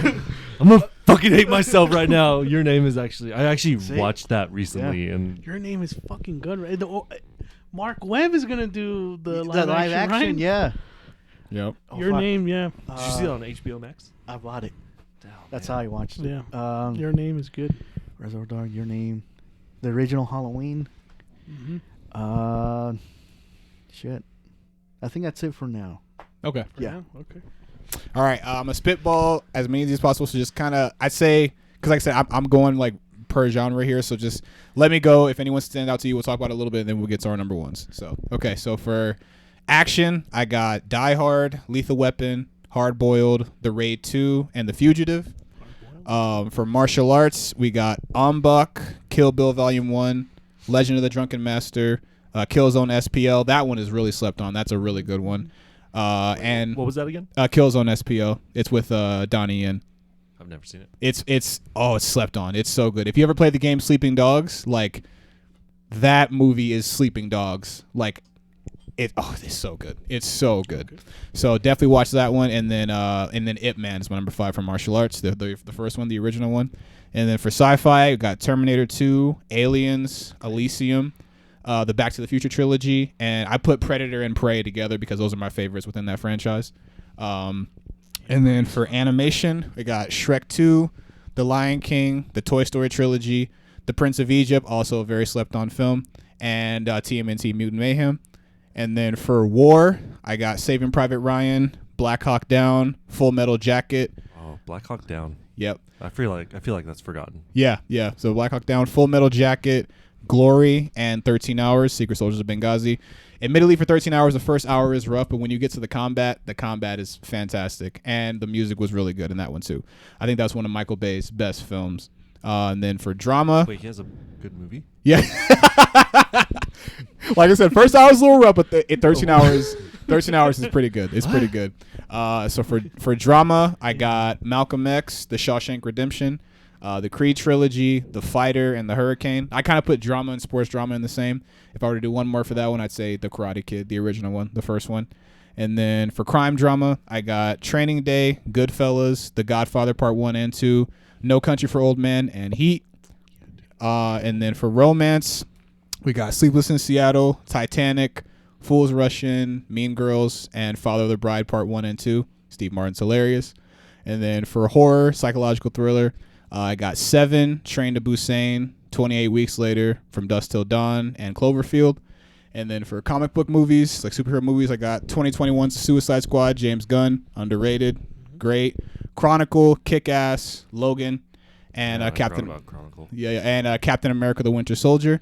And then for westerns, we got Tombstone, The Magnificent Seven. I like the original and the remake for Magnificent Seven. The original's better, but the remake is actually not too bad. What? And then for the rest, I got The Harder They Fall, Django Unchained, and Butch Cassidy and the Sundance Kid.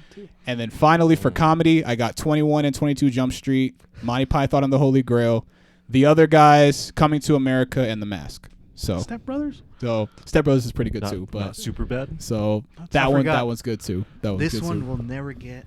It's never gonna happen again. Tropic Thunder.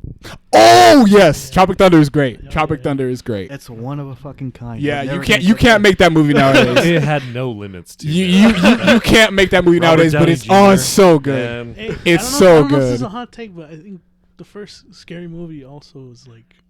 No, really yeah. fucking- like, it was pretty good too. Yeah. There's I mean, So like, yeah. Tropic Thunder is so good. It's so funny. It's so funny. So yeah, but those are my honorable mentions. What are So. your? Titanic though, perfect movie. But you don't care for it. Huh? Yeah. I don't like it. It's not my cup of tea, but it is actually. There's a reason why they play it literally every day on TV. Yeah, that's true. James Cameron's getting that buck, bro. He's getting that dough, homie, for real. All right, Josh, what's your Yeah. number one, What's your dude? honorable mentions? That was He already did his. Yeah. That was Tropic Thunder. No, he did his before mine. Yo, you did. Yeah, Oh, he and did Venom, his. that's right, He yeah. did his. He did his. He did his. Yeah. I had him go first because I had so many. So Because he's wearing that shirt. yeah. But All right, go ahead, Josh. What is your? man. all right, we're on number ones now. Um, Josh, what's your number one favorite film of all time? I feel like this was probably the first movie I've ever seen. Same. That's my number one too. Well, not number one Um, I've ever seen, but like the first great movie I've ever seen. I would say. Yeah. No. Yeah. Yeah. Actually, that's perfect. Yeah, Greatest yeah. movie I've ever seen. Yep. I saw it when I was like in 6th grade. I feel like it has everything from comedy, love, violence, sad. The scenery is beautiful, but and it's actually not rated that high on Rotten Tomato. But Braveheart. Is Oh hell my yeah! all-time Hell favorite yeah! Hell movie of all yeah! time. Yeah! Hell yeah! No, never seen it. No, yeah. Dude, Braveheart's the I've seen it, shit. but it's been such a. Dude, Oh, dude. Hell yeah. It is Hell yeah. like so Hell yeah. beautifully well done. Hell yeah. It's directed by Mel Gibson. Yeah, he's actually a really good director And too. it's Yeah. starred by Mel Yeah. Gibson. Mhm. And you never seen it, you said? No, I have seen it. It's just a long Such time. long- Yeah. Yeah. I might as so- well have not seen it. That's all. Yeah, like the whole idea of, you lose your father because of war. Mhm. And then you're raised by who was his grandfather? Yeah, I think so. Yeah. God, yeah. I feel like Alberto right now. Can you tell me, guys? Yeah, man. To be fair, they don't focus on his childhood as much as they do like his adulthood. Like Yeah. it's more just like Yeah. him fighting. You know what I mean? Yeah. But grows up, he wants to raise a family, but unfortunately, like the dictatorship at the time Yeah. in Scotland because he's in Scotland. So they pretty much they ban them from getting married. Or no, excuse me, if they get married, the first night they actually have to sleep with the English soldier. Their wives do. Yeah. So and those motherfuckers, bro. Yeah, so he falls in love with this woman, and they keep asking him because of his clan, his reputation, where he comes from, that lead us into battle, lead us to battle. He says no. Falls in love with the woman, goes behind the scenes, gets married in secret. They end up finding out. The English finds out, and they just kill his wife. Right in front of him too. Yeah, right in front of him. Savage. Yeah. Yeah. And and then he just goes to war for it. Mm-hmm. You know? And the battle scenes. Woo, man. Yeah, when you want to talk about like big budget and then at the same time like no special effects, Practical, and yep. everything's practical and scene by scene, it is so badass, dude. Like so badass. They're like the scenes when he's like running through the battle and he slices off a guy's leg, or he slices off a guy's arm, and he's killing these guys. And for a movie that's like made in the 90s, it hits hard. It's real, you know. His sword is also insanely long, so it's like awesome to watch. The dialogue is amazing. The pace is amazing. It legit has everything. It is like Lord of the Rings, but without the fantasy aspect of it. You know, it's a historical piece. There's a reason why Mel Gibson got Best Director for this movie. You know, so, but yeah, that is my fantastic film. Is that your like actual favorite movie? You know what's crazy is I put The Matrix as my number one. Originally. You know, and the reason why is because, you know, I probably have seen that movie the most. There's no movie out there like it. It's visually amazing, you know.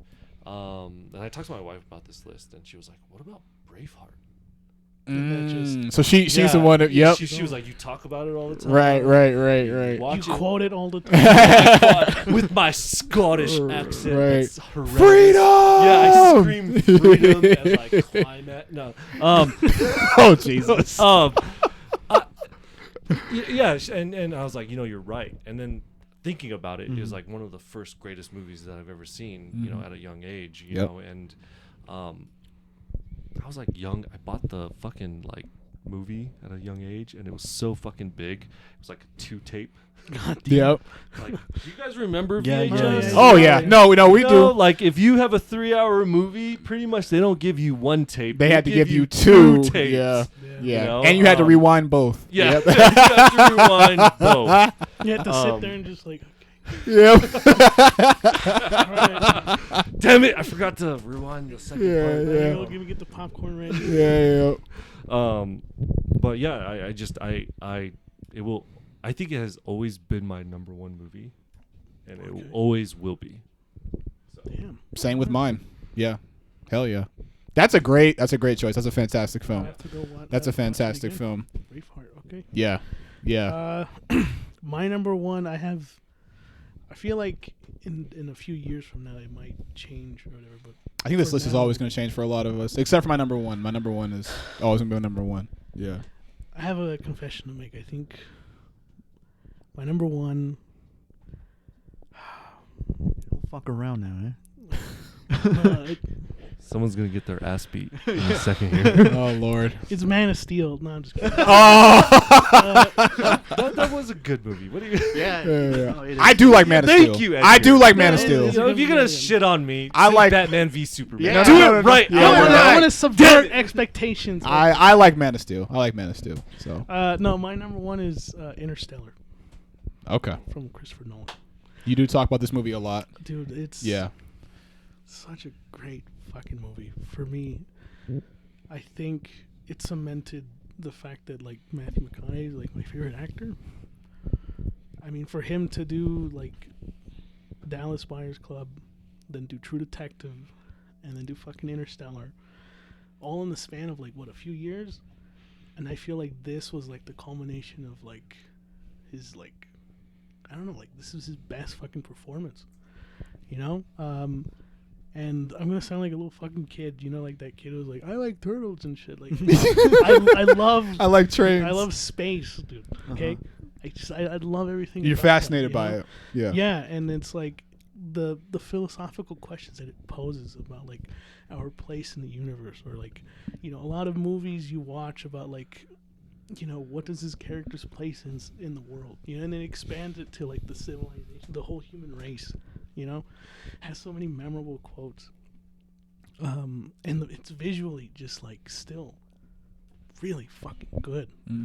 Like it's such a good looking movie.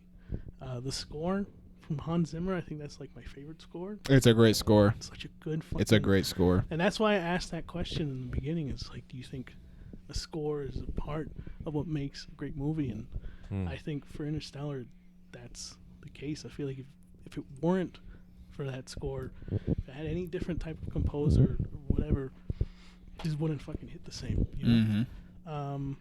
The ending might be the one thing that I think a lot of people like argue about.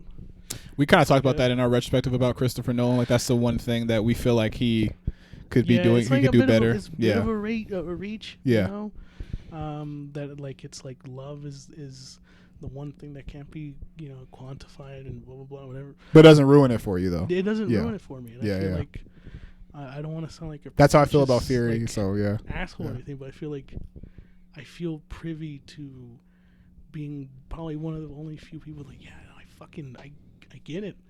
I understand the ending and I understand what Matthew McConaughey was doing and like the whole Tesseract fucking scene and all that shit. It's oh man. And then that scene when he's like, "Don't let me go, Murph," and he's fucking doing that shit, whatever. God, so fucking good, man. Yeah, and it leaves a fucking impact on me every time I watch it. If I watch a clip of it on like social media, I'm like, all right, I guess I gotta go watch Interstellar again. Like it's that fucking good, and I know it's a Christopher Nolan movie. That doesn't even matter with Interstellar. That's like a movie that can be like, yeah, I know there's like the Christopher Nolan isms and shit like that, whatever. Are you not much of a fan, Christopher Nolan? Or? No, I am. But I'm just saying, yeah. like, this We're is one of fans. those movies that, like, even if it was like, take away the fact that it's like Christopher Nolan.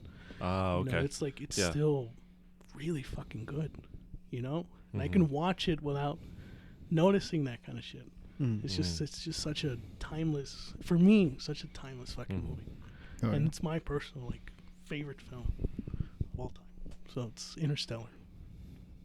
And then probably Man of Steel. I think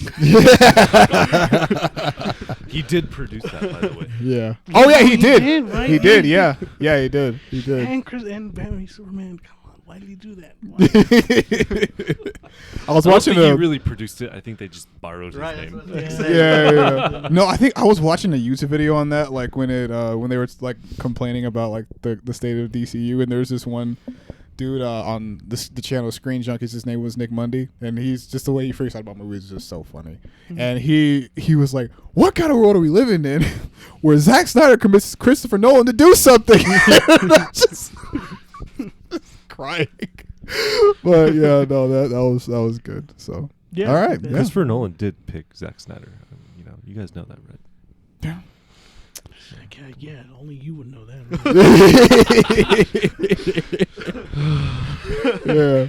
All right, Maurice. I think all of us. I'm pretty sure y'all know. No. Y'all know me. Y'all know me pretty well. Y'all know me pretty well. Y'all know. It's but 300, right? And Yeah, look, yeah. I have to say, it's a great pick. I mean, I love me some 300, bro. 300 is good. I'm actually writing a song about that tonight, actually. So Oh, damn. yeah, it should be pretty cool.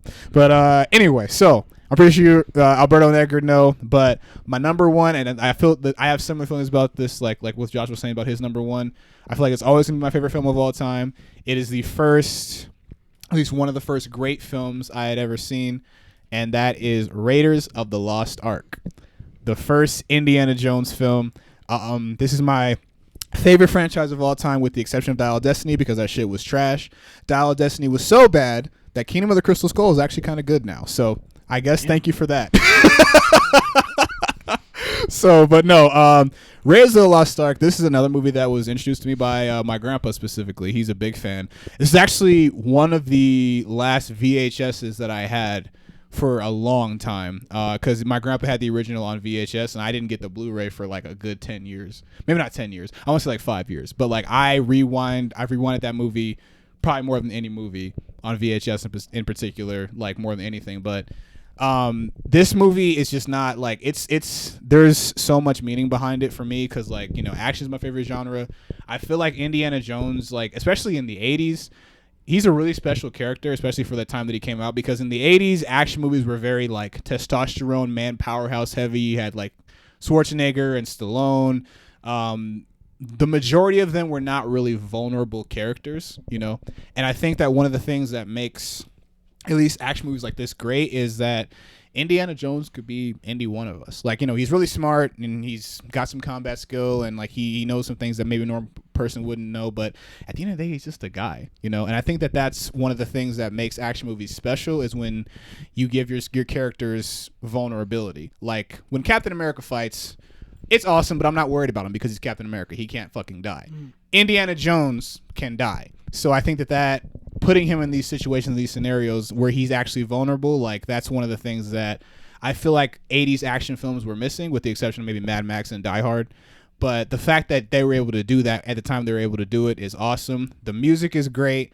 I said action is great. Love the character, love the stories, the lore. You know, the Lost Ark of the Covenant. Like I said, film was my first love before I had a relationship with God. So I think that this movie kind of drew that interest, like, you know, for me towards it. Like it got me interested in history because I'm a bit of a history buff. Got me interested in archaeology. I realized archaeology was more about history than it was about killing Nazis. So I decided not to do that anymore. But you know, so everything that defines, like, not everything. Let me not say that. I'm defined by Christ, but everything that, you know, this movie made me a nerd. Everything I'm into is because of this film, from music, film, history. Just everything that I love started with this movie. Like I said, it's one of the first great films that I ever saw. I mean, I used to dress up like Indiana Jones, guys. Like, I did that for years. I'm a super fan. I'm a mega fan. And Spielberg is still my favorite director of all time to this day. I don't know about any movies recently, but I mean, Spielberg's the man. So yeah, Raiders of the Lost Ark. There's more. It's more than just a movie to me. Like, it was. Because I saw this movie when I was 10. I'll be 25 this year, so about 15 years ago. So this movie, it's more than just a movie to me. It is a life, faith, and just creative transition. Like, this movie, it birthed all my dreams pretty much. So there's more than just, hey, it's just a great movie. Like, this is like a transition for me. And so for that reason, other than the fact that it's a great film, and it is a great film, I think it's going to be my favorite movie of all time pretty much forever. So Raiders of the Lost Ark. And like I said, franchise as a whole, with the exception of Dial of Destiny, it's fucking awesome. So, yep, it's Raiders, baby. It's a perfect example of a series that should have never been touched. Mm-hmm. You know, Mm-hmm. like Back to the Future, right? Mm-hmm. Exactly. You Exactly. know, One of the Indiana best trilogies Jones of all should have time. Never Yeah. been touched. Yep. No. Absolutely. Yep. Okay. All right, your number one, which I will say before you say it, it was going to also be on my top 5, but you told me to not put it on there. So, Well, I want to start like this. It made Quentin Tarantino's top 20. The backstory, how they created it, was kind of cool. I would say it's one of the best trilogies. fuck yeah, it is. When I first saw it as a little, I was early teens. I told myself it's a horror film with some comedy in it, Mm-hmm. and I bought it multiple times.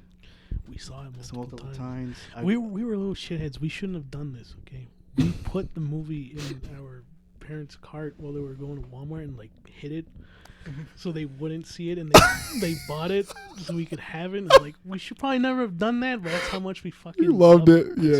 you guys got away with it. We got away with it. Wow. Must be nice. I would not have been able to do that, bro. I feel so Watch. bad I watched that- the outtakes. My grandparents would have taken it and hit me over the head with it. Watch behind the scenes. I saw the commentary. Same. Everything. For me too, it's like it is definitive. Like my number one, Shaun of the Dead. Hell yeah. Shaun of the Dead. Hell yeah. Dude, let's talk about it, man. That fucking movie. I don't know, I don't know how to start it with it, man. It's like, Well- again, even like, what? Go ahead. Edgar Wright is in his own fucking like league Mhm. when it comes to creating like his type of comedy. No one can replicate it, and Shaun of the Dead was the first example of that. Correct me if I'm wrong. That's the third one of the trilogy, right? Shaun of the first. Dead is the first. So it's First. Shaun of the Dead, Hot Fuzz, and then Outworld's End. The World's End. Okay, got you. Yeah, Cool. so if you want to talk about it, the comedy, it's just so unique. It is. No one does it like him. No one does it it's like so him. quick, You did this too. on your top 5 hard too? no, List or no? Yeah. no. I don't know. To me, it's quotable. It's rewatchable. Rewatchable is a good Yes. word to use because Marie said this too. Like upon rewatches, you'll notice different things. Yeah. Oh yeah. Still to this day, Edgar when I Wright is one of watch- those directors for when sure. I watch Shaun of the Yeah. Dead, I'm picking up things I didn't notice Mm-hmm. from like the fucking first time I watch it or third time I watch it. Yep. It's infinitely rewatchable. Yep. It's so good. There's no flaws in it, man. Like there's nothing wrong with It's that movie. like a tight 90 minutes. You know, it's Yeah. it's great. The pacing is like, yeah. There's a lot of mu- people the trying music to is like good, too. replicate it. They can't be done. Except for One Cut of the Dead. One Cut of the Dead is good. Yeah, yeah. I'm Uh, really glad y'all showed me that movie because remember when I was first watching it, I'm like, what do y'all see in this? But then once you get there, it's like, okay, I got it. Yeah. Yeah, Have you seen yeah. One Cut of the Dead? I've never even heard of it. It's so good. It's really good. Like I'll be That- honest. That will make you challenge whether or not Shaun of the Dead is like the best Yeah. zombie How movie. How old is it?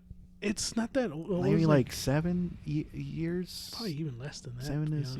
yeah. It's not that old, but yeah. It's a little tough to get into. I won't Yeah. lie. Like Shaun you- Shaun of the Dead is definitely way easier to like I'm in it. You know what I mean? So especially if you know Edgar Wright. So I'll be honest, the first like 30, 45 minutes it's a little rough. But once you figure out, just give it a chance. Because once you figure out what they're doing, it has it's such a fucking brilliant twist. One Yeah. Cut of the Dead. yeah. Once you figure out what they're doing, it's worth it. You'll It's watch worth the it. movie and be like, "This is such a fucking amateur. Like, what am I watching?" Yeah, exactly. And then the next like 60 minutes happen. You're like, "Oh my god, these guys are fucking geniuses." Yeah.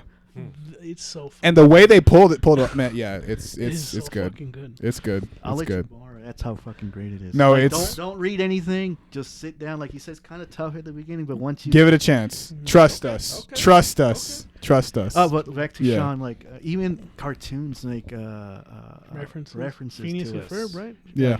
Yeah, everything. Oh yeah, I remember that episode. Yeah, yeah, yep. Yeah, I know what you're talking about. Yeah, yeah. Yep. And I like how they don't want to say the Z word. Yeah. The Yeah, zombie. yeah. Everything. I like how they're so dubious of what's going on. They're just sitting there. Yeah.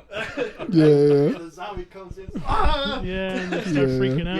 Yeah. When he like wakes up in the morning and he goes to the market Yeah. on the street. Yep. And he there's like just people like running scared and like people dying. He passes the homeless Yeah, and he guy. just doesn't even he's just oblivious, man. Yeah. That scene Like is little backstories to that. Like, he did a show called I think Spaced, Edgar Wright, and there was one episode where Simon Pegg's character is so into Resident Evil 2 that I guess he gets high or takes some type of drug and plays it all night, and he hallucinates. That he's in Resident Yeah. Evil. Yeah. So that's the idea That for was Shaun the of the idea Dead. for Shaun. And I was looking more like research on it, and another thing that Edgar Wright says, like that scene where he was like walking to like all that was true. Like he had a night, he was drinking one night, fucking Hangover. yeah, and he turned on the TV and saw all these I think it was a pandemic in the UK called foot to mouth. I guess it was like a virus. And he saw all this shit going on. I was like, he was so like, what the fuck is going on? What they're like? He was wake like up to? oblivious. Yeah. to Yeah, what was yeah, going yeah. on, yeah. So it takes like his own inspiration and puts it in there, you know. Uh-huh. So that's kind of cool knowing. And it doesn't shy away from the gore too, man. No, it Towards doesn't. the Yeah, end- it really goes for it, bro. Fuck. Like they're honest. I'll be honest. Like The it's not it's not a critique at all because like I love the whole Cornetto trilogy, but like Hot Fuzz is probably my personal favorite. But I mean I like all of them. But like yeah, there's even some moments in Shaun of the Dead where I'm just like that's gnarly. But I mean it works though. That shit traumatized me as a kid. Yeah. I mean it works though. It works. But you know. that's Yeah. what makes I apologize, No, but go that's ahead. what makes Yeah. like Shaun of the Dead so good is it doesn't take itself so serious. Yeah. Yeah. And then Yeah. Hot Fuzz takes itself too serious. Right. It Right. plays it So, straight. yeah. Right. And that's Exactly. why it's funny too. Yeah. Yeah. Just It's so true. smart. It's Like, true. This is how, like I said, it not gonna say impacted us. So like we named that coins and comic. Yeah, we call it the Winchester. because yeah. the owner kind of looked like the Snakes in. So the one Oh, guy with God. the porn star. yeah. Yeah. So we called it the Winchester every time we went to the store, and I can't listen to Queen Best Same Friend anymore. Yep. because it just reminds me of Shaun of the Uh-huh. Dead. So Yeah. God, dude, that's such a good fucking. And it shaped my humor. I feel like it's. it like, does, yeah. Yeah, like, it's- fuck it. When he's at trying to get the electricity on, he turns it on. There's zombies and yeah, shit. he shuts it down. Yeah. It's like, I thought you gave him the slip. And I was like, that is really fucking good. And Edgar Wright's really good with like music drops. He knows when to drop a good fucking song to accompany the scene and shit. Yeah, Shaun of the Dead. That's a good Also, pick. like, It's a like good pick. best duo. Simon Pegg and Oh, that yeah. one guy. Yeah, Nick Frost. Nick Frost. They're hilarious together. Yes. They're hilarious together. They were gonna make a sequel to Sean, but they said no. Thank God. Thank Right? God. Yeah. Yeah. Thank no. God. You can't touch. And guess Yeah. what it was gonna be called? Name a zombie film that was like it was called It was like Night of the Living Sean. yeah, or, like, yeah, something like that. Yeah. yeah, thank God they didn't do it. Right, It's, yeah, it's so- perfect on its own. It Yeah. shouldn't be touched. Well, damn, that was a good top 5 from all of us. Yeah. I like all of our lists. Very, it was- very good. Yeah. Yeah. You guys have any last final thoughts at all about any of these movies or? Well, he Yeah. kind of addicted himself with the animation, so Yeah, I'm gonna take back my animation comment Good. earlier. Good. It's, Good. Your Good. name is what took it. but I Good. guess like Good. why maybe animations don't get enough credit then. Yeah. That could be another topic. Yeah. Maybe we should That's- talk about maybe that's- that. Yeah. Yeah, because Maybe I actually think don't I get think enough- what you were saying, and like I'm not trying to put words in your mouth, because like I understand like where you're coming from, like to an extent. I think like maybe what you're saying is not so much necessarily influenced by your personal opinion, because I think that culturally it's in my opinion it's super outdated, because I mean like come on, it's 2024, but I feel like there's still that part culturally where people just assume that cartoons are for kids, right? Like if you're that's perfect, man. That's Yeah, like comic yeah. books Right. are only for kids. exactly It's like like, because we still read that shit. people say like if you watch cartoons like you need to grow up or whatever, and it's like that argument is automatically debunked by two things. First of all, how do you explain Adult Swim then? You know what I mean? And then second of all, the best animations are the ones that connect with kids and adults, you know? So Bluey. yeah. So I mean, so I think that, but I think that culturally, like, you know, it's more widely accepted to watch the football game than it is to say I'm watching Teen Titans for the second time. You know what I'm saying? So I think that it's not. I don't think it's so much you. I think that culturally people are, you know, it's like you're saying, like comic books. Like if you read comic books, you're a child, but it's like, dude, like it's for everyone. Like what you want to like. To me, I still comic books like is- Legos and Nerf guns. Like who cares? You know what I mean? Like this is just a part of what I like. You know. Also, So, I mean, we haven't touched yeah. on it, but like video games too can be just as fucking impactful. Right. If not more so, I think sometimes. and there's even that argument as well. People saying like, oh, if you play video games, you don't have a life. You know what I mean? So, or if you play video games, like, oh, you don't have a girlfriend. Like, girls play video games too. Like, you know. So, I've yet to see one. so yeah. So I mean, yeah. It's a bunch of guys on the computer. Right. No, there's a lot of girl gamers, bro. There's a lot. I'm just kidding. There's a lot. But yeah. So Yeah. So, damn, I don't know how to end this because that was a really good yeah. last movie to talk about with Shaun of the Dead. yeah. God, I don't know. Yeah, I mean, I think we all had good lists. They were, and they like they were unique, you know, and they were diverse, you know. Not a single Quentin movie was in. any I know. of I'm those. actually very surprised. Yeah, about yeah. that. Yeah, me I'm very surprised about that. He had an honorable mention for Reservoir Dogs, and I had an honorable mention for Kill Bill. Yeah, I So had an honorable I thought mention it. for I that. Yeah. thought I was gonna hear it on the top 5 from at least One of of the you guys. yeah, Which Yeah. Which you know, any movies that you guys regret not putting on your top 5? Oh, shit. We'll be here another hour, Joe. Well, like Just one movie. One off the top of my head, probably like Everything Everywhere All at Once. yeah, that's a good movie. I've yet to see that movie. and That's I a hate good myself movie. for That's it. a Yeah. really good movie. No, that's a good movie. That's a really good Yeah. movie. That is a good movie. What's one that you wanted to put I don't on know the yet. I'm not sure. I don't have. You I have to don't think- have you an have to answer. think on I have to that? think. Yeah. Yeah, I know you just said honestly, it, but- One Cut of the Dead, because again, it's the same thing like with what was it? Sean? I just mentioned one of Kiss Kiss Bang Bang. It doesn't get a lot of attention. Mm-hmm. Maybe because, like he said, it's kind of rough in the beginning because you don't know what's going on. Well, and- it assumes. Or I not assumes, I but feel like it's one. I'm sorry, Alberto. I'm going to cut you off. I feel like it's one of those films where if you don't appreciate film the way we do, you're not going to be able to finish it. Right.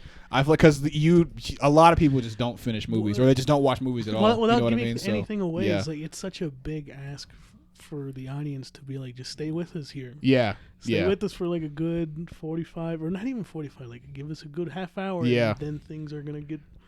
You'll know why we did. It's what like we did. like that phrase, like what people say, like if you don't have me within like the first 10 minutes, like I'm done basically. Yeah. You know, you got to captivate them right away, and like people have really short attention But spans. that's what makes you know, that movie so unique yeah. is that it doesn't conform to those rules of like the first 15 minutes we're gonna capture your attention. It's a lot of setup, dude. It's a lot of setup. But Yeah. once it gets going, it's awesome. fuck, it's brilliant, man. Yeah. One Cut of the Dead is so good. Edgar, you had a lot of overlooked movies. Yeah. Yeah. A lot of great overlooked movies. I saw The and Devil. That was a good one. That was a good one. Yeah. The man from Nowhere, right? Yeah. Man from Nowhere. Yeah. The- Shaun of the Dead. Dude, 500 Days of Summer, man. I gotta watch that one again. That is Yeah. a good one. Holy shoot. Yeah. No, Yeah. And Josh was right. Like Korean films. Is He has where to watch it's at, Kiss man. Kiss Bang Bang too. I gotta watch that one too. Yeah. Kiss Kiss Bang Bang is overlooked. Yeah. Yeah. Yeah.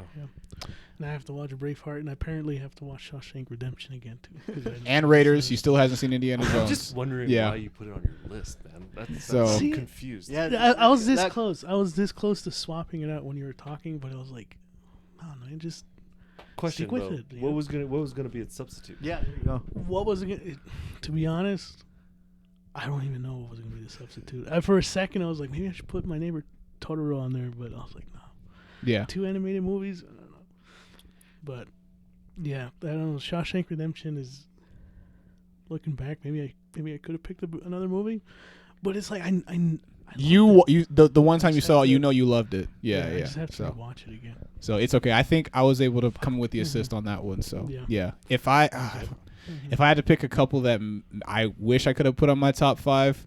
I think T2 should have been. Oh man, I should have fucking said T2. Yeah. Well, because that's not what I mentioned for me. I would have said The Fugitive. Terminator 2. Yeah. Oh, T2. Yeah. God. Yeah. I think I would have said The Fugitive, because that one is. I mean, when it comes to like thrillers, like manhunt chase type thrillers, that one is fantastic. So that would have been one, and then I'd say probably Ip Man too. Those would probably be the ones I would have wanted to put on my list. The first one. So This is like yeah. This guy right here has like no bad track record. Okay. And I feel like he's becoming one of my favorite directors. Is Bong Joon-ho. Is that Snowpiercer? Yes. Yeah.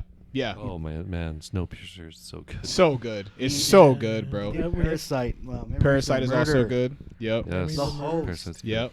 Host's good. A lot of good shit, dude. Yeah.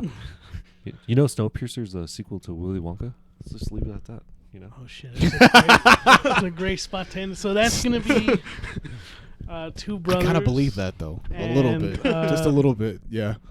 Make sure you guys follow us on our socials and listen to us wherever you listen to podcasts. Thank you for if you're listening to this and it's still if you're still here after like the 3-hour mark. Thank you. You're a real one. You a real one, bro. You a real MVP. You a real MVP. Yeah, and so yeah, we'll see you guys on the next episode of Two Brothers. And a black guy. Friend. There you go. There you go. All right.